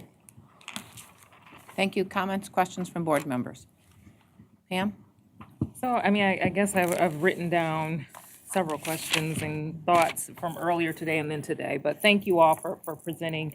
And I guess my first thoughts, as I sit and I listen, we had a conversation about finance, and I know some of you might have heard part of that about Michigan school finance. And one of my concerns is that a lot of our urban districts, I would think that a lot of our partnership districts are facing a lot of the imminent dangers, and I'm not at all negating what we're talking about here. But I think that we have to have these real discussions about how there's something that's tied with each of these districts. As we're talking about educators, I'm hearing across the nation, but I think that if we look right here in Michigan, we have an emergency with our educators in these urban districts that are leaving. We have that decline of enrollment. You know, we talked about the charters and we talked about open enrollment. So all of these things are dramatically just impacting our districts. And if we keep talking about it, piecemealed one by one, we would have each of these districts down here. And I know that the partnership model is aimed at getting at those things. I just don't want us to be surprised when we hear these things, because if these districts are really going to be able to get the help that they need to be able to be open and honest with us and have these candid discussions that, hey, we got to school today and we lost so and so many teachers. But a lot, you know, we don't want to go back to the old way that we were doing things, and districts are afraid to have those open and candid discussions. So I do just want to start with that. So I guess this discussion that we had and where we kind of like play a role is the fact that 1280C, with that going away, that there's this discussion around whether or not the board will have control. If they have control, what would be the recommendations? So from my understanding, since we met the last time, I got clarification from Sheila, and the first recommendation is that the board goes back to, or option would be that it goes back to local control, and then they have the option of hiring the CEO, superintendent, or whomever else they want to send through some sort of process, interviewing process. The other would be a partnership model, which sounds a lot like what is starting to culminate here. So am I wrong in those being some of the options? I don't know if you heard me. Well, I would say that there is a 4-year contract that Dr. Herrera has, so I don't think that the AG said, then you're going to now interview for a superintendent. But Sheila? What the AG said is that we had several options, 3 of them. Yeah. One was to continue the cooperative agreement as is. The other one was to, when the cooperative agreement expires, to move to a partnership district agreement. And then the third one was to move all of the authority back to the superintendent and the board. So the CEO would be gone, but the superintendent position would still remain. And so, go ahead. I mean, so, and what was the first one? I think you went in reverse order, so it kind of threw me off. The first one was to continue the cooperative agreement as is. And then the second one was to move to a partnership district agreement. And the third one was to restore the authority to the school board in the traditional fashion that a school board has authority, and to eliminate the CEO, and it would just be a superintendent position. Okay. And so. With the typical superintendent And authority. those will be up to the board to look at those options and make those decisions, or are you still saying that it's? What I believe is happening is we still have to meet, Sheila and I are going to meet with representatives from the governor's office and Treasury. And then we need to come up with, they need to tell us if there's any direction that they want to provide to us.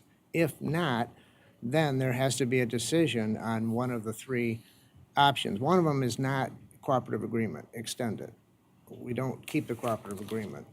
That was one of the options that the AG's office did say that we could have, was to extend it. If everyone was agreeable, that was one of the options.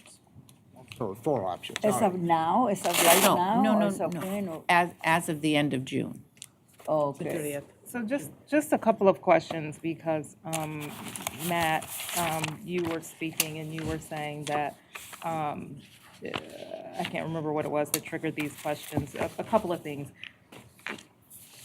The superintendents and during the public comment, there was a walkthrough of the 2 superintendents that were hired and that were let go.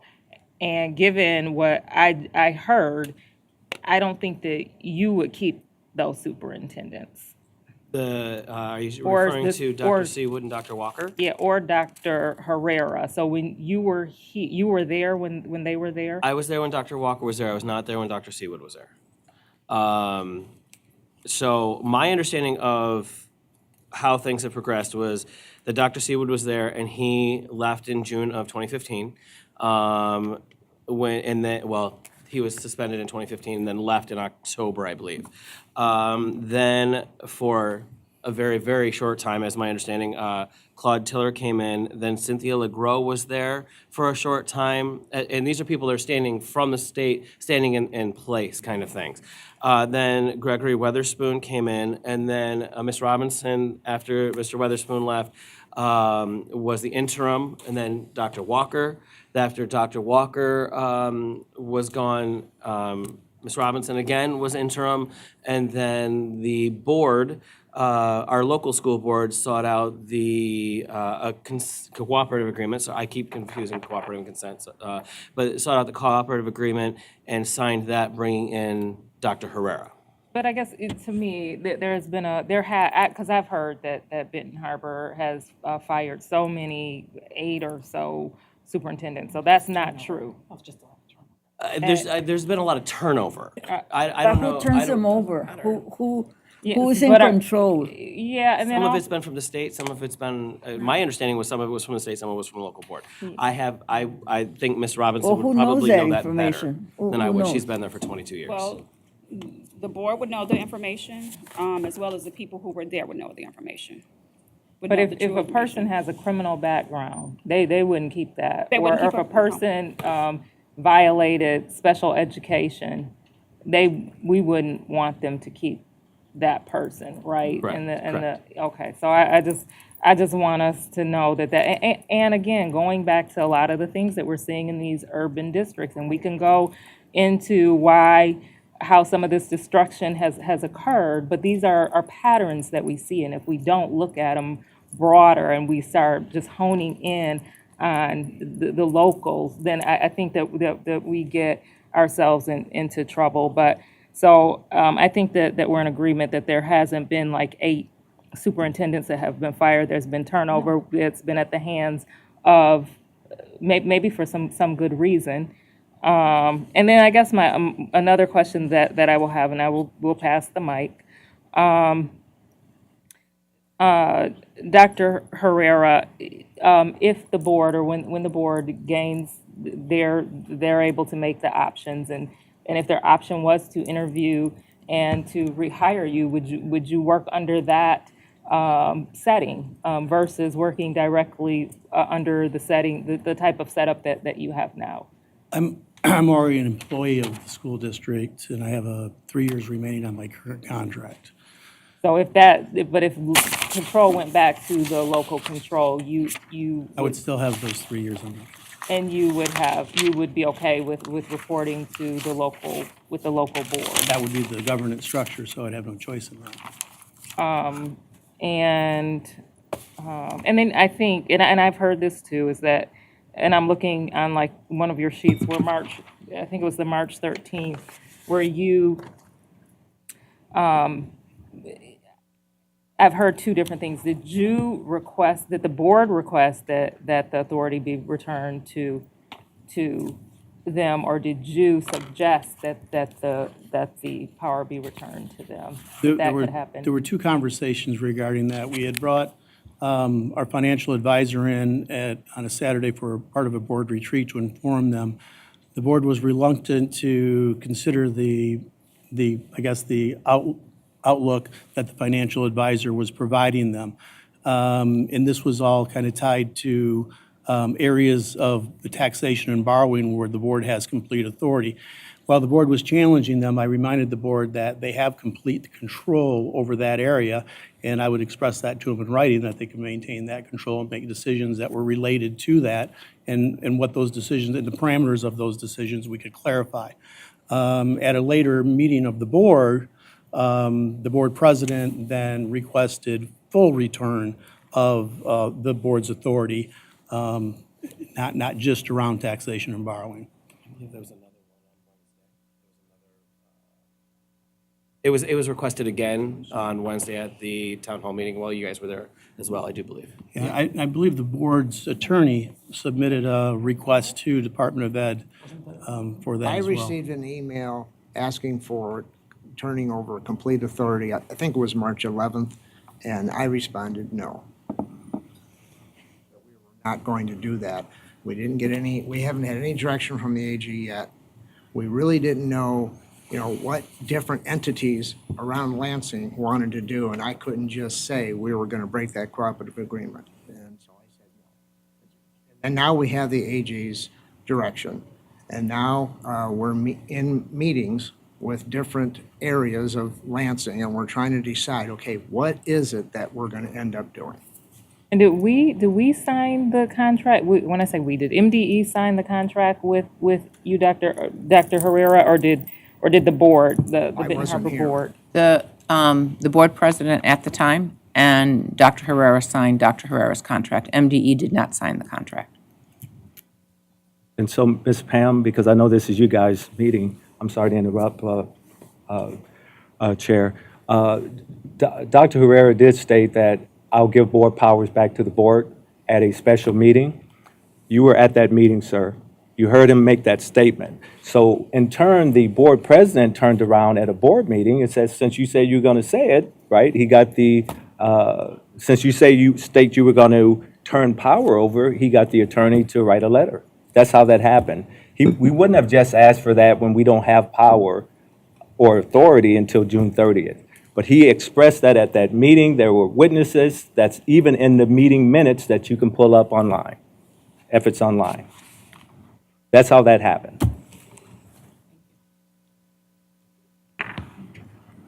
Pam, are you finished with questions? I have a few more, but I'll yield that way. Okay. I was just, Nikki, Michelle?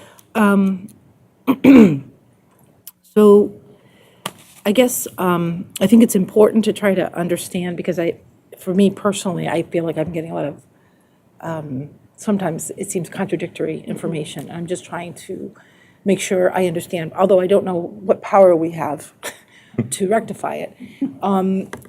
And I guess I would at some point like to move on and talk about, what do we do now? What power can we do to save these schools, keep them as community schools? What can we do together? I mean, how many superintendents, who got rid of them, when? I don't care. I mean, what I care about is, where are we going now? And how do we make it better from here on in? We can't change the past, even though I wish I could. But Michelle, the reason why I bring up the number of schools and the reason why I want to know is because I was told that was a reason why power wasn't going to be handed over. So that's why that has to be cleared up, okay? All Yeah, I know that there was some issues around stability, but. Right. So, Yeah, stability has been the big salient, yeah. Right, so I think the people on the board, from what I can tell, are intelligent, respectful, concerned people. I think the community is, obviously is, we saw, are incredibly passionate and care. I know the teachers are dedicated to the school, and I'm sure that the people who have come in that have been there for 22 years, or are, and I'm from Detroit, so I kind of had a front seat on what happened in Detroit when there was these issues. So my questions are, I know we have the partnership model, but it doesn't seem to address the deficit, the financial issues. That's more the Treasury. So I don't know what powers we have. So I'm curious to know where the Treasury is going. I'm also curious to know, like we had in Detroit, we had quite a concerted effort of people, legislators on both sides of the aisle, trying to help. And we had, all kinds of organizations working together to try to relieve an understanding that they were responsible for the deficit because of some of those emergency managers we had were, never mind, I won't comment. I'll say fiscally responsible. So what do we were able to craft some of an arrangement with the state and with the legislature to relieve some of that debt and to hit a bit of a, give a breath of relief to be able to help the elected board and the superintendent actually have some innovations. And the union was very involved with it as well through the AFT. Is there any opportunity to do something like that in Benton Harbor? And what would be our role to help facilitate that? And I know in Detroit, there were a lot of people at the table. So we brought in people that had very different opinions into a room and worked on these things, even though they were coming from different places. People were not left out. And at least not if they were invited, some people chose not to be involved. But I think that's what I would like to focus on. And what can we do? And what power do we have to do anything? And if it's the Treasury, what does that look like? And what do you expect that anybody to do? Will they impose certain things? Because I know there's laws that just deal with fiscal issues and the balance that you have. So is that clear of a question, or should I?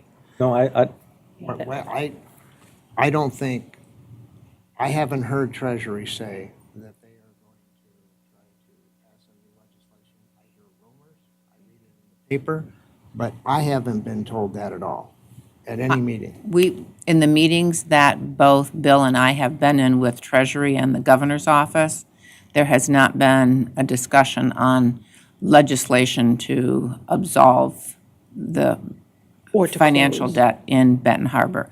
There is conversation about, are there things that we can do to assist with the debt, but not absolving the debt. But doesn't the law, and maybe Marty or somebody, aren't there laws like that happen? So what happened in Buena Vista and Inkster and, Albion,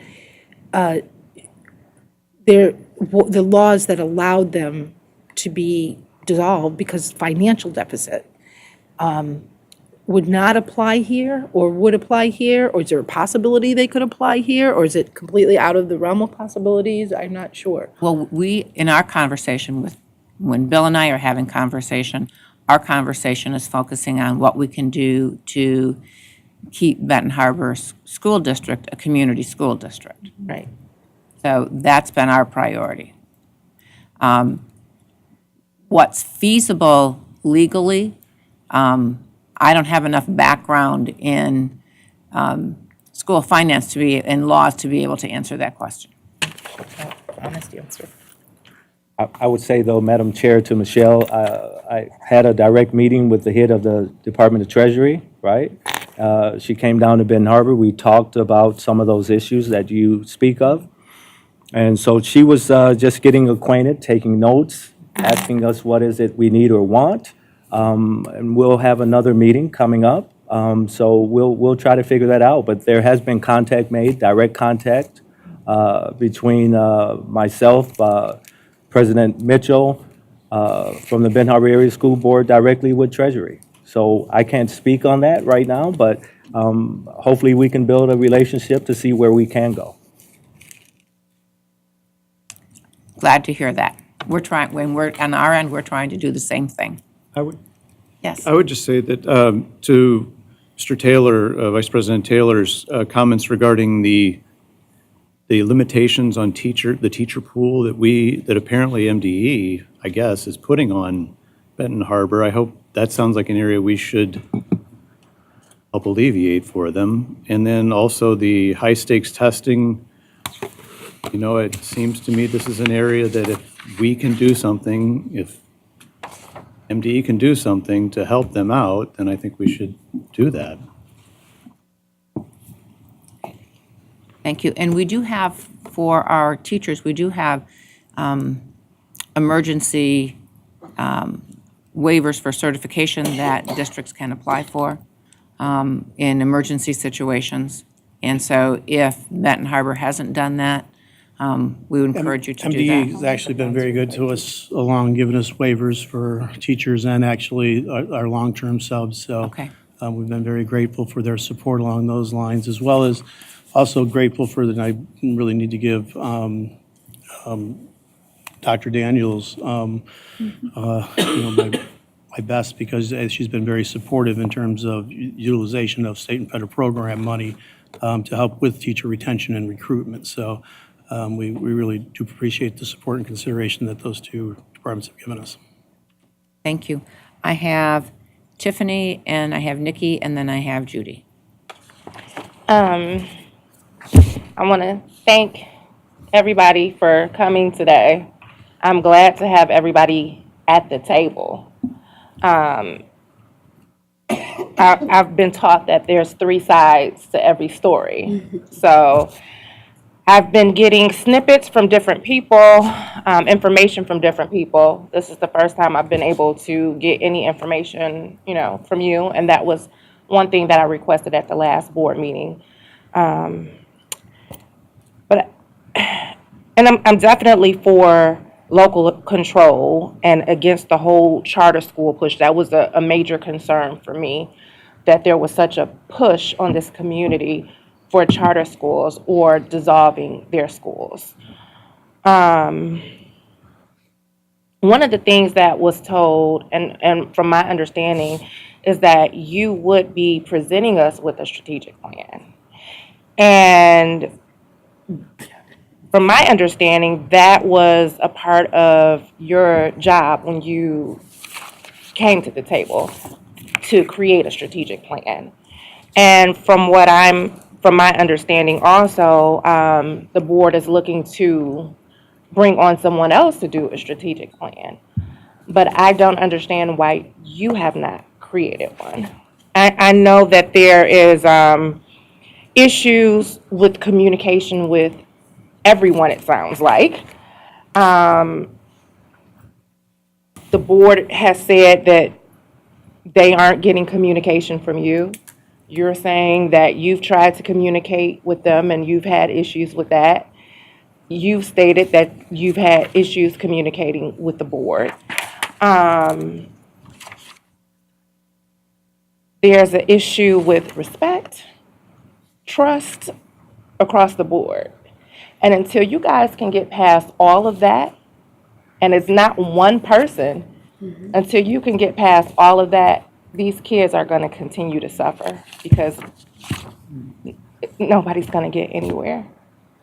If I could, I would do a retreat for all of you guys, have a facilitator, do some team building, and get you guys to try to be on one page. An analogy that I used to use is, you know, if you're trying to get downtown Detroit, there's different ways you can go about it. You could use the Lodge, you could use 75, you could use Woodward, but you're still going to the same destination. And it sounds like everybody's trying to get to the same destination, although you don't agree about how you get there. But you're going to have to put down the biases. We talked about biases earlier, the egos, and the misunderstandings, and the walls, and communicate with one another. And I know from your position, you know, you've inherited this, and that's, you know, a huge task, and that has to be frustrating. You also have to understand the community that you're coming into. As an African American woman, I understand why you're getting pushback from the board. You know, I understand some of the issues that we faced as people and communities, and as Pam and Michelle have talked about emergency management coming in, states coming in, taking things over, and stripping communities. So I'm sure the board has a lot of concerns with your presence overall. You know, That's a fair statement. Yeah, and again, you know, this concept of the cooperative agreement, you know, was intended to be a 5-year agreement. It lasted a year. So of course it failed. It failed the district. It set us up for, you know, very difficult times right now. I'd also like to say that, you know, back to the strategic plan, you know, I did submit a strategic plan in August. It was submitted it to the SRO, asked for guidance on it. Actually, Dr. LaWanda Sheldon came down and began to help us facilitate the details of the strategic plan. And so the strategic plan's in place because I was forced to develop a strategic plan prior to the start of school. The issue we have right now that Mrs. Rush is relating to in terms of a plan came about from our new learning in January. So of course, what I didn't know in January, I couldn't plan for.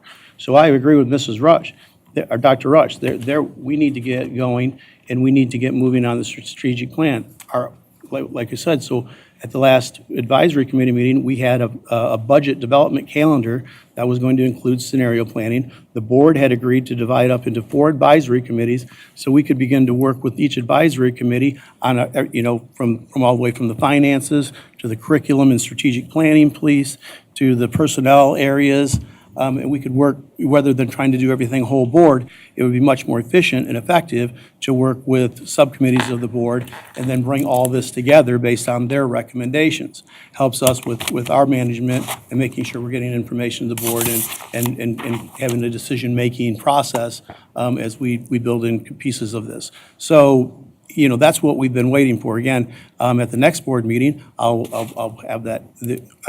It's an agenda item again, the strategic plan. I've been left with the fact that I'm just simply going to provide the board with a couple scenarios that I would develop on my own and ask them to consider them or modify them in terms of what would meet their needs. But those have to be done by July or August in order for us to meet the deadline of the 2021 year, because there's a lot of infrastructure things that need to happen. There's a lot of reconfiguration of the district that would need to happen. There's a lot of programming and partnerships that would have to come along in that transitional year.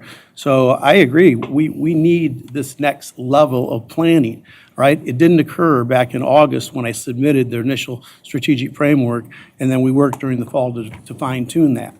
Right. The new information we have has given us a different perspective on this in terms of what must occur in the district, and it's changed our perspective from a strategic vision. So I'm not disagreeing with anything the board's saying here. What I'm saying is that we have this situation right now where I believe the board feels that this cooperative agreement was imposed on them, right? They weren't given much of an option for that. I was appointed as the CEO in this particular case. Unfortunately for me, I have a 4-year contract with the district and for employment, so I'm a district employee, so that limits my options as well. So I think you're right. There's a lot of things that are impacting this with trust and appointment, whether they got to choose their original superintendent, what my commitment was to the district, and what I gave up professionally to make this 4-year commitment to the district.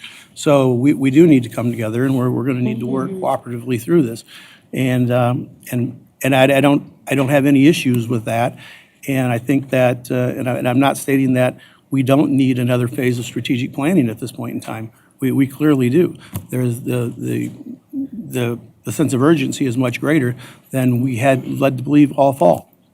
I hope that even if you guys have to get a facilitator to help with the communication, that you guys can come back to the table, because like Michelle said, it's really so many layers to this, and we can argue all day over what happened, but that's not going to get us to where we need to be. So at this point, how do we go forward? And how do we build trust with the community so that they want to bring their children back? If I'm a parent in that community and I'm seeing that there's a CEO here and then the board and the CEO are not getting along, I don't want to bring my child into that confusion. So I can understand why, parents have pulled children back. So how do we fix these issues so that parents are bringing them back? You're getting the per pupil funding that's needed so that you can give these children the best education that you can. Also, the real estate piece, selling off those parts, and I have a background in real estate development, but also I know Highland Park had issues when they began selling off parcels. It's not something that's just easy. You want to make sure that you're doing everything properly, that you're getting the right price, that they're going to be sold to the right entities. There's a lot of thought that goes into it, but it's something that the board should look at, because that could be a way out that could really assist you guys. Also, I was told, and I need clarification about GED, the GED program, that there are children that supposedly or allegedly Benton Harbor has gotten per pupil funding for, but are dually in a GED program? The GED is not a GED program, it's a GED prep. So our students can take GED prep classes to help prepare them for the GED, and we can count that as part of their enrollment. So that is a fact. We had students, our seniors this year, that had less than 6 credits, so they were highly at risk of graduating. So actually at this point in time, Dr. Sheldon has a more comprehensive plan for the group. Now, here's what I'd also like to explain that's going on in the district, just so you understand what we've worked on in terms of our leadership team.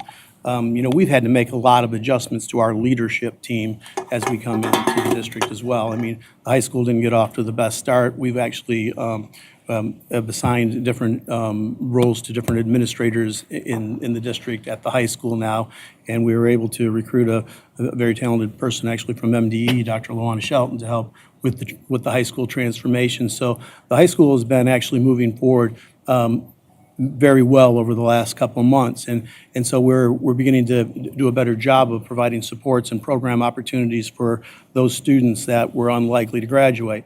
So with our students, she has basically 4 or 5 different options for them. What had occurred was, and this is how hard it is to really figure out every one of the issues that go on, is for second semester. We had about 20 students that were not enrolled in the classes they needed to graduate. So we had to go back and reschedule those students. So the amount of things you find as you begin to dig in, and then what you have to do to make those corrections is very time consuming. So once again, they've met with every individual student, and they've created an educational plan for each student that would take them through this year with credit recovery, through the summer, that we maybe even have a late summer graduation because that counts on this year's graduation rate. They can attend fifth year. We just met with Connexus, and they could go to the Bridge because they can go to school till they're 22 through the Bridge Academy. So we're taking each individual student and we're giving them as many options as we can so they can continue their education and if they chose to do the diploma. Now, some of the students that So did they are in a GED prep program while they're going to regular It was classes. basically the student's choice. So the students could take GED prep, right? And then they could get a waiver to actually take the GED test prior to when their class had graduated. So we had several students that recently took the GED test because they all received the waiver. And that's just obviously a diploma equivalency because those students didn't want to come back a fifth year and continue on with their education. They wanted to just give their best shot at the GED and see where that would get them. So at that point in time when they chose the GED prep program, they had made the decision not to return as a fifth year. Now again, we've after they've taken the test, we've gone back and we still have developed additional programming for them and would include them in future programming. It's not like they had one option on that, but their first semester, a lot of them did choose the GED prep. I would like to make a suggestion, if, I don't know if you guys would be willing and you would be willing to facilitate it. The soup that was here earlier from Dearborn, to maybe give them some mentoring to the CEO and to the board to try to give some ideas about, especially with the recovery program, the early childhood prevention program as well. I was here for that. I have his business card, talked to him about doing a walkthrough in his district and trying to figure some of that stuff out. So I'm right there with you on that one. So, well, and include the union president in that as well. Yeah, the whole team. So could I just say one little thing? So the whole reason I got involved in this is that my area of expertise is childhood adversity and developmental problems. And that was what I hoped to bring to the district. But we are snaggled in this other mess that everybody is brought up. So I really think like we need to get our house in order, period. And we could use mentoring, facilitation.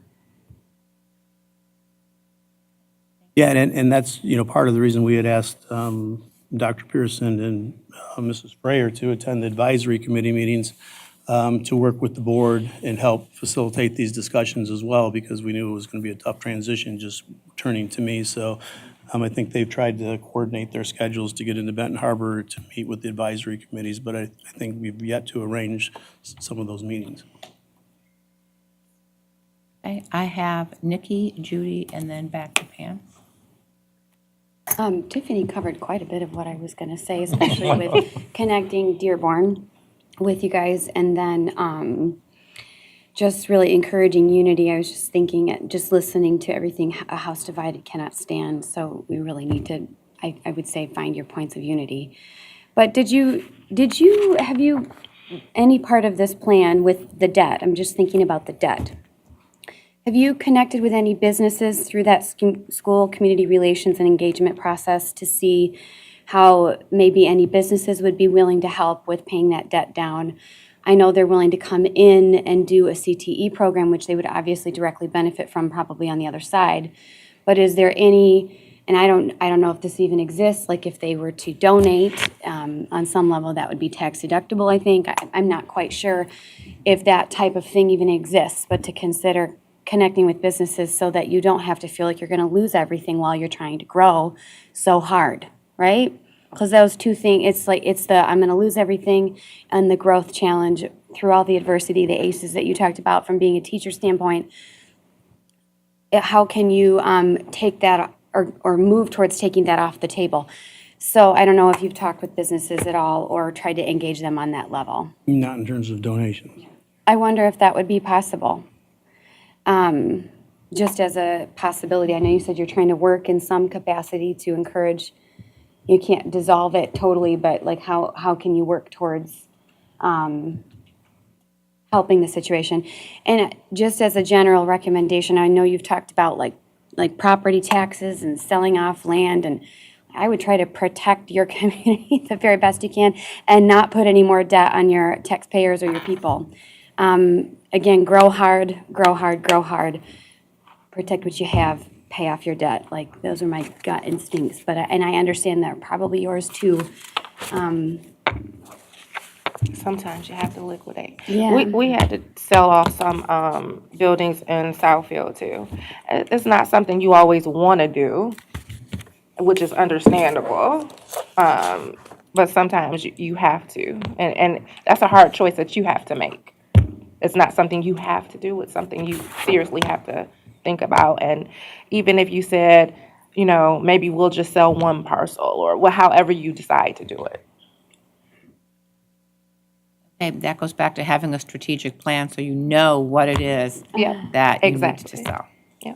Okay, Nikki, if you are finished, we'll move to Judy and then back to Pam. Okay, thank you. First of all, I want to commend all of you for your dedication to the students of Benton Harbor. In my previous life, I assisted a district in Macomb County who didn't face a CEO but faced the threat of a CEO. And for as bleak as it may seem right now, and they had financial issues also, working together, as my colleagues have already pointed out, will make the difference. It's tough, though. And the other thing that I guess I would suggest to you, and this is as tough, is stay focused. You need to stay focused on student achievement, and you need to stay focused on the money. I was a superintendent, and prior to taking that position, the previous superintendent called me into his office, one last, bit of advice, and he said, don't ever let the finances get ahead of you, because he said it'll bring you down faster than anything. And he was so right, because that's what I've seen in our urban districts. And it's nobody's blame. I'm not blaming anybody here. It's a system that's not working in Michigan to fund public schools. And we're all faced with it, some of us with worse situations. So that would be my only advice to you, is you've got to stay focused and you've got to break down these barriers. You're the adults in the room. So it's all got to go away somehow. The egos you got to swallow hard, because it's tough. Because I know you're carrying lots of baggage, but it's all got to go away for the sake of making that strategic plan and moving forward at this point. So, but what I will tell you is, if you're able to do that, you'll get there. You'll be fine. It's just going to take a lot of work, hard work. And focus on each other's strengths more so than the weaknesses, because that's what I keep hearing. And one thing about me and Judy, we are the newest board members, and we campaign together as a team. And Judy has way more education experience than I do, and I have way more political experience than Judy does. So we work together and use our strengths together. That's what you're going to have to do.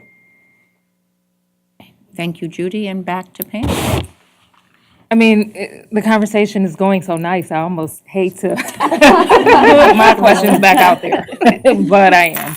So the questions that I have, because I will get the calls, and I want to be clear, because there's still just a lot of back and forth. So I just want to be clear. Benton Harbor signed a contract with Dr. Herrera under their will.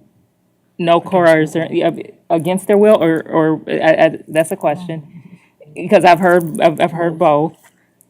I think And- we had no choice. Okay. Number two, when we walk out of this door, because I hear, that we'll have strategic planning, we'll have, I don't want to boil it down to kumbaya, but we'll have some good sessions together, and this all goes away.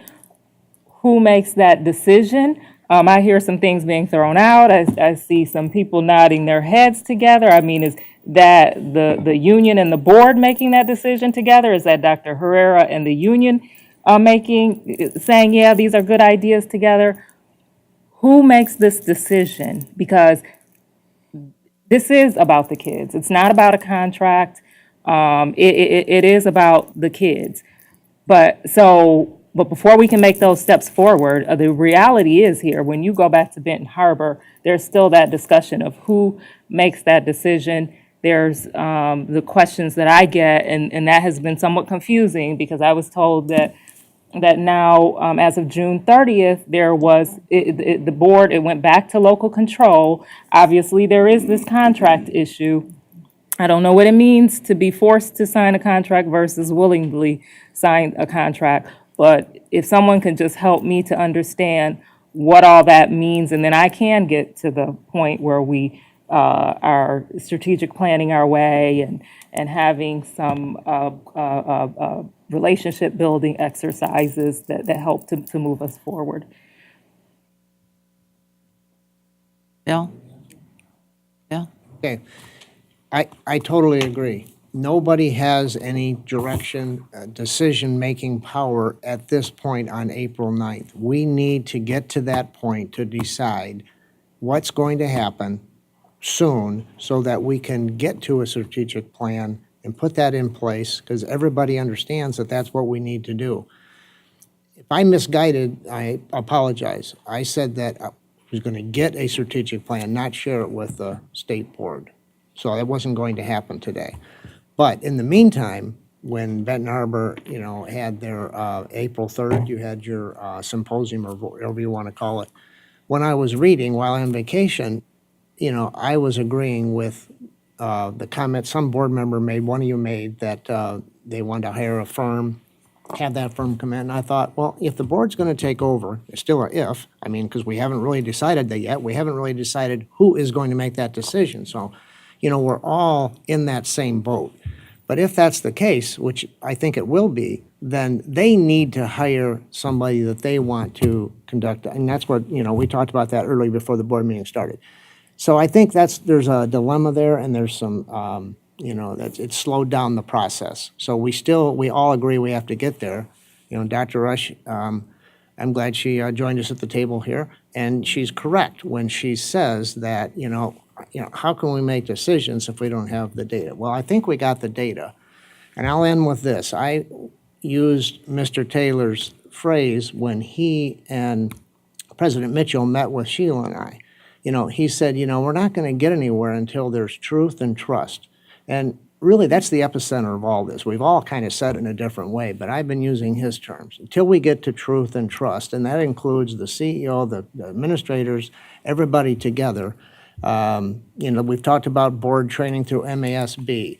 Now we're asking, Dearborn to maybe come in and, suggest some strategies. But until we get to truth and trust, it isn't going to occur. Because, I know what the district Judy's talking about. I know when I went into a district, without that truth and trust, I wouldn't have been able to do what I did. So we have to get to that point, all of us, and that's kind of where we are right now. So, we need another meeting with the governor's office and Treasury to eliminate variables so that we know where we're heading. I believe we're heading towards where the Board of Education is taking over July 1st. I think everybody wants to go there. The question is, are there going to be any strings attached? We have to get rid of those. We have to get a strategic plan in place, and we have to move forward. If I may, I'd like to disagree with one comment he said. We are not all on board with moving forward with the board taking control. I would like to make it very clear, I have met with members of my union. I have met with members of the teaching staff that are not in my union. I have not had a single person tell me that they want the board to come back into power.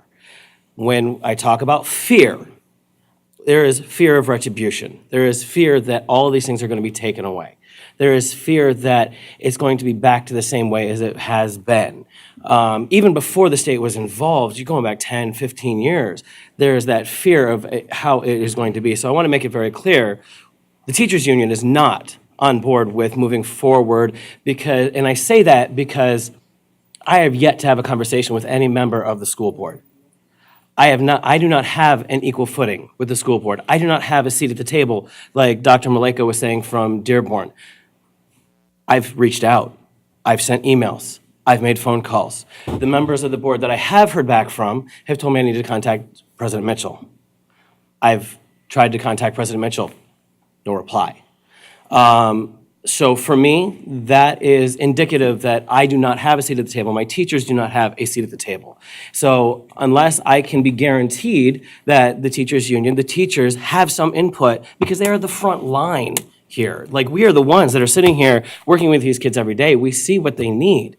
So unless we can guarantee that they are going to, like we have now, and that is the one thing I will say, we do have a seat at the table right now. I have direct access to Dr. Herrera. I can tell him what I think, what my teachers are telling me, without fear that it's going to go back to them. And that's something that we need to make sure that that is there. And until that comes along, I cannot support the board coming back into a position of uncontrolled power. I can't support, and I'm big local control, don't get me wrong, but I cannot support this board, especially with 3 members that are going to be appointed, not elected. And I want to make that clear. We're talking about local control, but these are not elected board members. You're elected. And I have all the respect. I have not had a conversation. I can't speak at all about Rush, Dr. Rush, sorry, I forgot your name for a second. But we haven't had any conversations. There is no communication whatsoever. So when I talked earlier about collaboration, stability, and consistency, collaboration is the biggest thing we have not had in the past. We do have now. And that's where our push is to keep the I keep wanting to call it consent, but the cooperative agreement. We would like to keep things the way they are so we can continue the progress we've made, because make no mistake, there is progress this year that our teachers have not seen in a very, very long time. 30% increase in the number of kids that can read at or above grade level. National growth averages in math and reading. How else? Why haven't we done that in the past? All of a sudden, one year, it's new leadership. It's a new feeling. We talk about trust. We have trust. The fear comes in. If I could just say Dr. Rush. one quick thing. I am new to K through 12 education, except for having been a parent. And, but I'm not new to standards, both on a university and graduate school level, and also in healthcare. In healthcare, there's all kinds of standards, and I have to believe that there's standards also in education, not just test scores.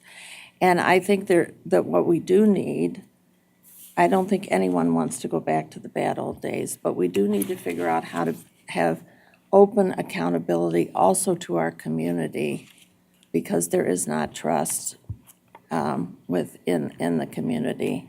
And I don't want to keep us here till midnight, but some of the things that have happened are not building trust in our community. So I do think we need to have, this is not going to be a quick fix. Even if the governor says, bing, you're it, that's not going to fix this. We're going to have to build this over time, and we're going to have to figure out a way to have openness to, because that's when the parents will bring the kids back, is when they know that their kids are going to graduate, their kids are going to learn how to read, their kids are going to be safe. And we have to figure out a way to develop a report card. That's what I've been asking to work on, a report card both internally and to the community and the parents that say that this is what we are, this is the progress we've made, and this is where we're going to go. And certainly the teachers have to be part of that, but our primary people we have to work toward is our parents and the children and the community. Thank you, Dr. Rush. Pam, do you still have questions? I did, but it slipped my mind. I started paying attention down here, and it was. Well, yeah, there is one. So when we were here last month, we were saying that get the board members, MDE, and Treasury, the governor's office, so that that did happen though, right? Where I thought that Treasury was at the table with the local. No, board members were not at the table. Board members met with Sheila and I, the president and vice president Okay. met with Sheila and I to share their concerns or thoughts about next year. We have met with, go ahead. But Mr. Taylor Right. Yes. has met Yes. with Treasurer. But I meant all Yeah. four of us haven't met. All four.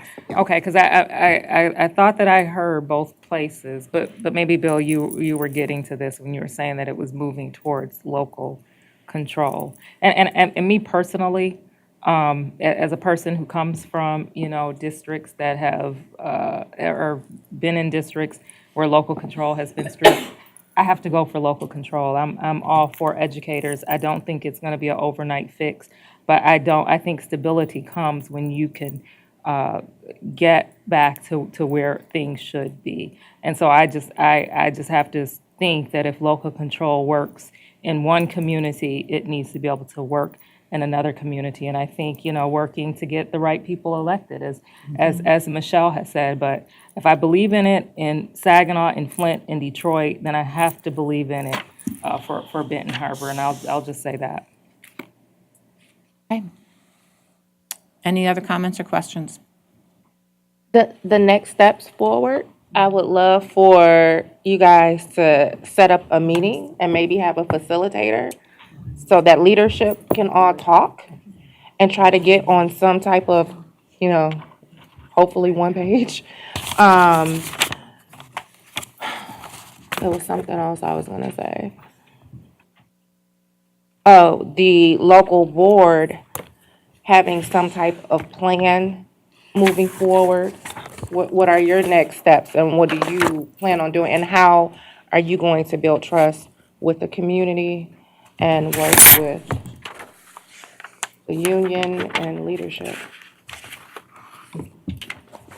Because and I know it's hard. I know there's a lot of things that have happened between everybody that everybody's in their feelings. I get that. I know that. But you're gonna have to move past it. You have to.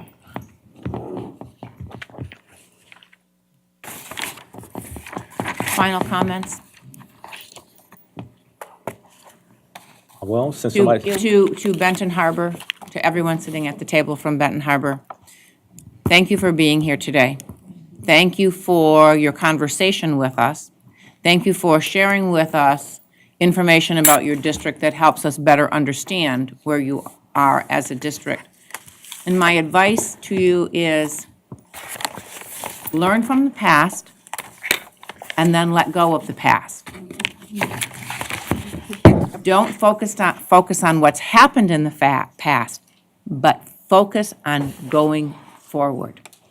Let the past history be the past.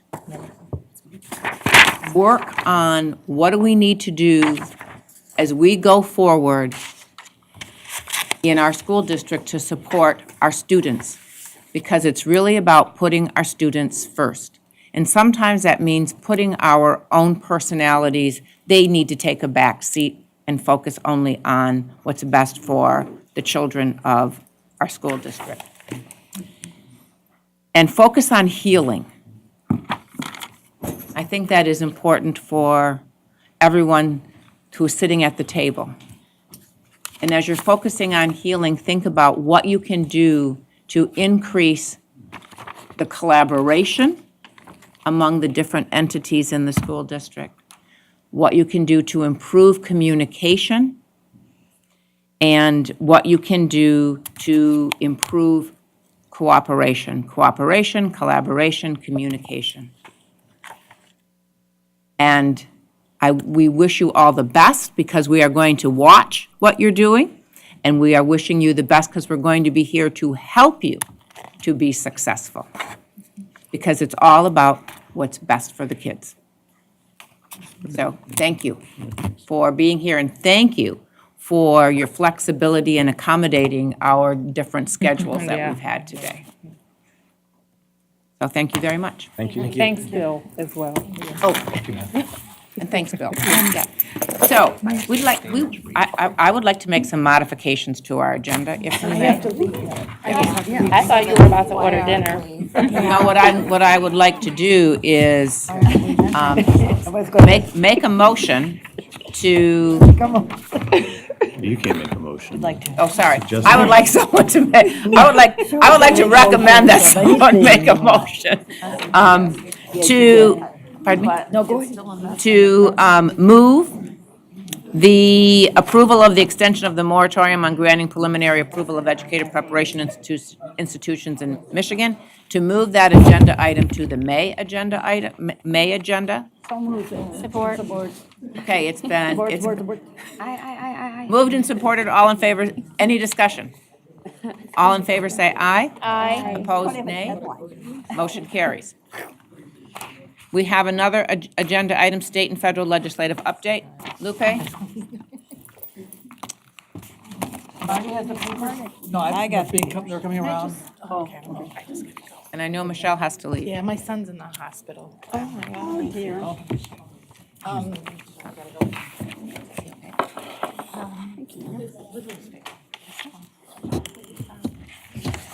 Everybody has their paper? Marilyn has them, right? Yeah. This agenda item should only last an hour, hour and a half tops. At least. Everybody has their packet? Light at the end of the tunnel is off my head. Reflection. It's not what you think it is. Okay. Okay, well, let's have the legislative report. The committee members are Lupe Ramos Montini and Dr. Judy Pritchett, Nikki Snyder, and Tiffany Tilley. And our liaisons are Marty Eckley and Caroline Stephen. And there's our mission statement and our 3 goals. And I say to you that we check on the goals often and see what we have accomplished, and we are on target. Now, if you look at the other paper that was given to you, these are the priority list. We call it the priority legislative list that you gave us back in January. We updated it this month in April, and Michelle had opposition grows to making career readiness test optional as another one, and then Nikki wanted data privacy requiring parental approval to be added to this. Now, somebody's recommended something else today. It's about the retirement. Yeah. When From, people come from the districts to. You want that on yours, under your name? Yeah, that's fine. Okay, so what do you want, what is the wording for that? Marty, what's the wording? Correct the prohibition of school personnel coming to the state or risk their pension, something along those lines. Okay, we'll. Marty will add it for you. Can I ask a question and excuse Yes, my what? ignorance? But on the local level, I've heard of these issues. So are those local contractual, what are the issues there? About retired teachers coming back to? It's state law now. They changed the law in 2017, and therefore, you're now having issues with people who either retire and then come back, or want to take a different position but not lose their years. And so that is at the local level, retired teachers? No, it's a state. That's what I, It's at the state level. So there's not anything at the local level. I thought I've heard this issue at the local level as well. It's state. It's Okay. driven by state retirement system. Yeah. Well, I've also been emailed by teachers in Mhm. Detroit that say that when they retire, there's a, are you talking about the salary Yeah, cap when there's they a try to cap. teach? Well, I don't know what it is. I know That's also something makes state law. it prohibits or keeps retired teachers from going back into the Right, if they classroom. wanted So- to go back full-time, say to help out for a Yeah, year, they can. and we need that. Because there's a cap on how much money you can make, or you lose like the day after, I've heard horror stories. You want us You to not check on only that? That's what I want to add that to Okay, that if that's the Okay, case. Yeah. because we all But you think lose your and health heard care. and whatever, Mhm. we're gonna add Which is that killer. teacher retirement, we'll Yeah. name it. It's Okay, under Pam. May I intervene Yes, for a moment Sheila. on this topic? Someone mentioned that this law took effect in 2017. This law took effect a long time prior. It wasn't, it's not most recent, it's not within the last 2 years. I think it's 2011? Oh, okay, then maybe I'm just quoting It's the been wrong year. around a while. Well, Sorry. we'll just Yeah. check it out and see. Yeah. We'll get you the Just so that you don't say, that No, we're not it gonna say occurred in anything until 2017. we'll research it in Okay. our meetings and stuff. Okay, good. Okay. will, won't we? Thank you. So now, if you have other ideas, other things that you want to put under your name, you just let us know. Now, we're doing pretty good in what you've given us so far. And in this month, if you notice, we are concentrated on water. Pam, that's one of Pam's on Pam's priority list. So there's a lot of movement on those issues. And also, educators' evaluations, school safety, and school safety. And those were Michelle's and Nikki. So we're moving right along then, and so I'll give the floor to Marty. In regards to the, Well, we'll go through the legislative updates, if there's anything that you want to add, and then just go on. well, just that the educator evaluation bills, Senate Bills 122 and 202, that would keep the percent of student growth and assessment data to 25%. For that bill was reported out of committee in the Senate to keep it at 25% for one more year. And so that is on the Senate floor right now.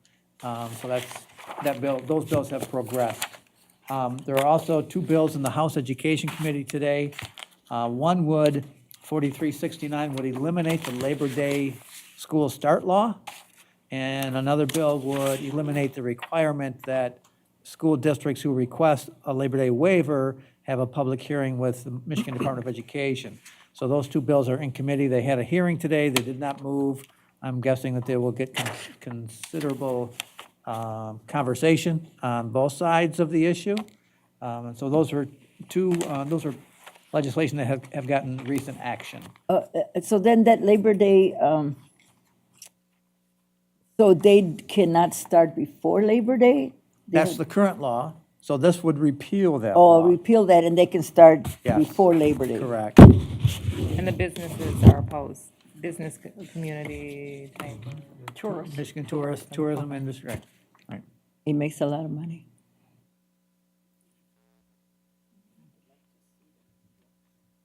Well, that's why they want it. Yep. So those are the bills that have, are seeing action right now. And of course, the budgets are moving, although the legislature has been on spring recess until this week. So they are continuing their hearings on the budget. The department has testified in both the House and Senate subcommittees. And for now, that I think we're finished for the moment, unless they ask us back. So. Okay.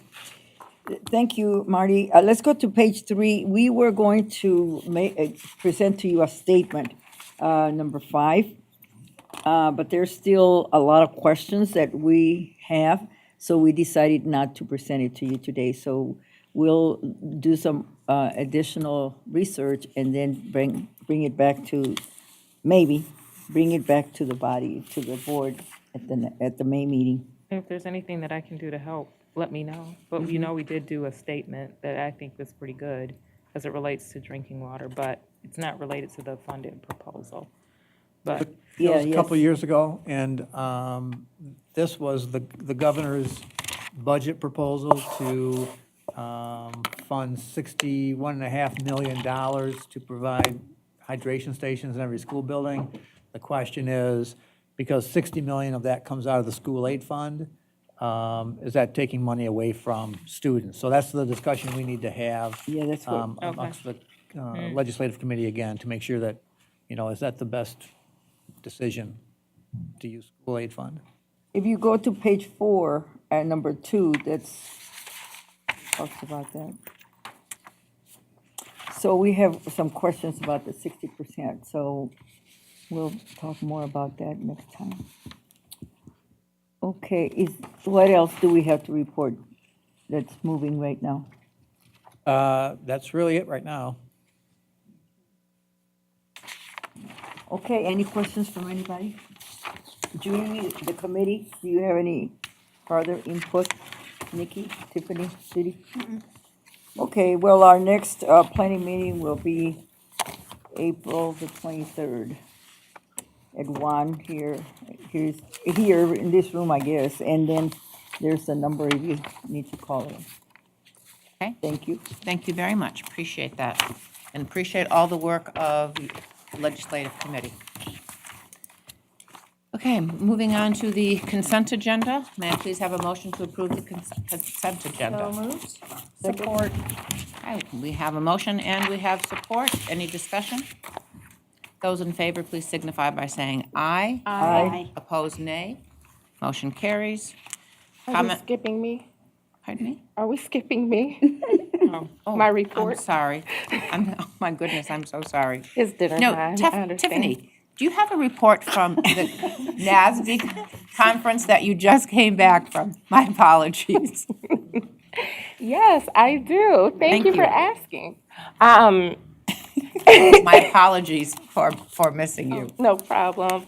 And I'm happy to be able to give an update at this time. So it was a great conference, very informative. I'm glad that I got a chance to be a part of it and to get a broader understanding of NASB. And NASB in relation to us and NASB in relation to national policy. Also, in the midst of networking and speaking with state board members from other states, learned about how their states appoint or elect their board. And I know there's been some past discussions about, Michigan and how we elect our members and should we appoint our members. And I really feel, especially after talking to other members, that we get it right by electing our members. One state, I believe it was Connecticut, they are still without a board because they have a new governor, and that governor has not appointed a new board yet. So I think that, for transparency's sake and for, consistency, having, someone, regardless of the change of guard with the governors, we still have the state board elected and in position and operating. I think that's wonderful. Also, NASB's priorities. Right now, their priorities are major formula programs, state-focused initiatives, and key competitive grants on state levels. FY20 spending process. The president's budget, President Trump wants to, he seeks a $7 billion reduction in U.S. ed programs, including eliminating ESSA Title II and IV, which, of course, that's his proposed budget. That doesn't mean that that's going to happen. Congress still has to vote. Complicating factors, disaster relief, standoff, uncertainty about spending caps, deficits, and elections. Other policy areas to watch. It's possible that Congress will pass new privacy protections. Privacy, consumer privacy with a splash of student privacy is a topic of discussion in the Senate and House Commerce committees. And then E-rate measures directly FCC to open E-rate to support Wi-Fi on school buses may gain traction and bipartisan support. I'm sure Tom can appreciate that bipartisan support. Department of Ed, new student privacy policy office is overseeing compliance and teacher assistance. ESSA, new guidance docs focused on Title I, equitable services, and report cards. A focus that came up was, and I think that Michigan is on the right track for this, getting this right, was computer science. So that may be the wave of the future. The person that presented, I said that I would pass the information back here because he has a program as well, so something that we may want to take a look at. And I'm hoping that Vanessa will give us an update in the next maybe meeting for computer science. And I know that you did meetings in the community, so to let us know how those things went as well, those meetings went. Also, Lupe brought up about having students at the board table, and that was a topic at NASB. And I don't know how we go about that, because I was saying that pulling the same student out, you know, and having them come to every board meeting may be a complication. But I do think it's important to have the youth voice at the table. And so maybe rotating and having a different student every month, or maybe making August, because they are out of school, like a student month, and have several students come from different districts. And I will just end with that. I had a little bit more, but because of the time's sake, I will end there. All right. Thank you. I'm so glad to know that the NASB conference was a valuable experience for you. Thank you for sharing the highlights. Thank you. Are there board members who would like to offer comments at this point? I do, and I apologize, it's late, but I really have an important. I heard that Vanessa said that they're going to be implementing A to F. I don't know if she said faithfully or whatever, but there's a lot of decisions that need to be made. I'm looking at the bill, you know, as passed. There's a lot of may, a lot of, you know, any of the following, not all of the following. A lot of how you're going to, a lot of things are not defined, like growth. So I am hoping that this board, that we will get a proposal for how this is going to be implemented. I don't want to be, I would rather not be told how it's going to be implemented. And this is a big deal. So I think that there's many ways this can be implemented. There's not one way. And so I really hope that, you know, if it's next meeting or in 2 meetings, that a proposal comes before us for discussion and approval or disapproval. That's my only comment. Go ahead, Cassandra. I was just going to say the timeline that was put together for the legislature includes State Board of Education. Okay. So it includes Okay. regular presentations to the board No on, presentations or approval? hold on, Okay. presentations that includes giving you updates on where we are and asking for board approval. So it's telling you where we are in the process so that you're apprised, and it also then tells the community and the legislators that we are working on implementing the law, because there was comments made that the department is not implementing the law. And in reality, we are working to implement the law. And so this gives us a public venue for showcasing the work that we're doing by presenting it to the board and getting your feedback, your input, and approval. Thank you. And so that will start in May. Nikki? So I think it was clear, I was greatly moved by one of the persons that brought public comment, Ken. And he also emailed us, like in 2018, and then also most recently, so he had his op-ed information about that particular scenario. That isn't the first time I've heard of that type of situation. I don't think it's relatively uncommon where a teacher, where this is an issue, and then they resign instead of, and then they go somewhere else. So, just, there were a couple bills that we didn't talk about, and just for the sake of wrapping it up, I emailed Ken and Senator Chang and Representative Rabbi, just because they have a couple bills out there related to this topic. And I agree with him. We are incredibly lacking when it comes to this topic. So I'm really hoping that, you know, whether any of us are involved on that front, that we can voice and be an advocate for the change that's needed in this area in schools, so that of all the places that we have in our communities that are safe, our schools are safe. You know, so I'll report back on that, maybe make some connections hopefully, and I'm hoping we can move some change in that area.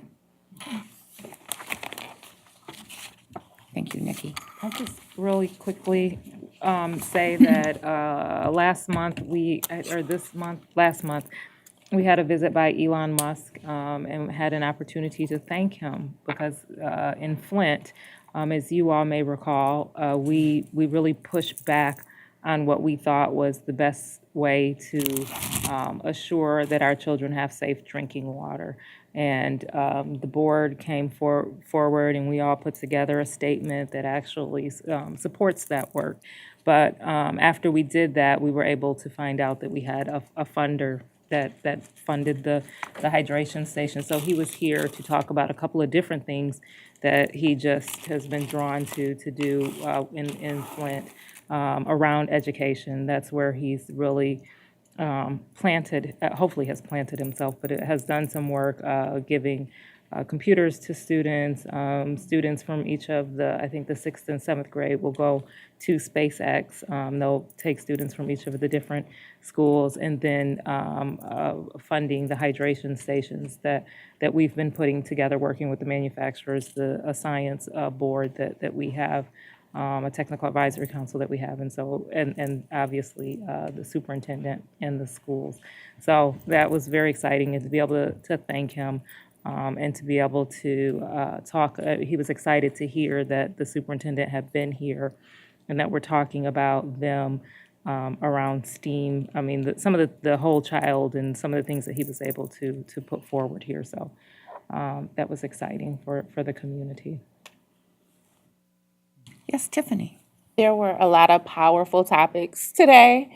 I want to circle back to the social worker and counselors being in the schools, and having more in the ones that, do have them. It is imperative that we do this. I know there's a funding issue, but we have to figure this out. And maybe that's something for the legislative committee to come up with some ideas and recommendations for the legislators as far as social workers, because the teachers are not social workers, they aren't counselors, and there are so many students that have issues and PTSD and issues in the home that they're dealing with, and they need to be able to talk. And we don't have the mental health infrastructure in the state that we need outside of the schools that can really tackle it. So we need to figure out how we can do it inside the schools. Agreed. And I think the ratio for counselors to students right now 700 is to 1. 1 to 750, Yep. something like that. Yeah, Ridiculous. so it's ridiculous when it should be 1 to 250. Right. Good, thank you. Any other board members wishing to comment? Seeing none. Future meeting dates are Monday, April 22nd, special meeting at 11:30. Wednesday, April 24th, special meeting at 9:30. Tuesday, May 7th, special meeting at 9:30.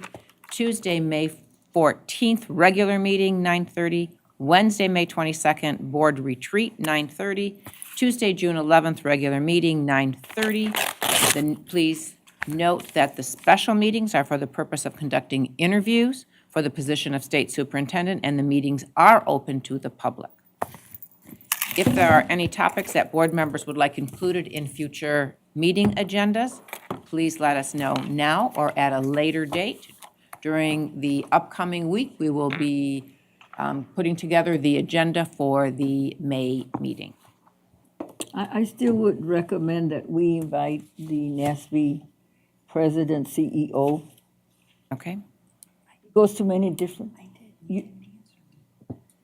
Okay. We'll why don't reach you- out to Why him don't again. you CC me too? Okay. Let's try it again. Try it again. First, we don't succeed. Because I know he Be announced the relentless. space that he went to. Uh-huh. The board meeting that I went to. Judy? The retreat will be somewhere in Lansing? Yes. Okay. Henry Center on the campus of MSU. Oh, thank you. Okay. I believe that's where we were last year. I thought we were going to a school. In the spring? We stayed home to hire We stayed home because of the superintendent. state superintendent search. Super. Oh,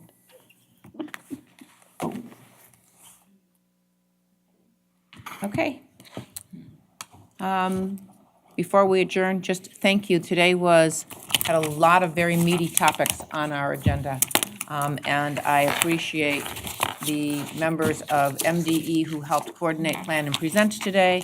And I also appreciate the members of the State Board of Education engaging in really some meaningful and rich conversations on our presentation. So thank you. And I know this was a very long day and you all have drives home. So I wish you safe travels and thank you for extending your day for this very important meeting. And thank you for that little schedule issue. I appreciate you guys Absolutely. accommodating. With that, we are adjourned.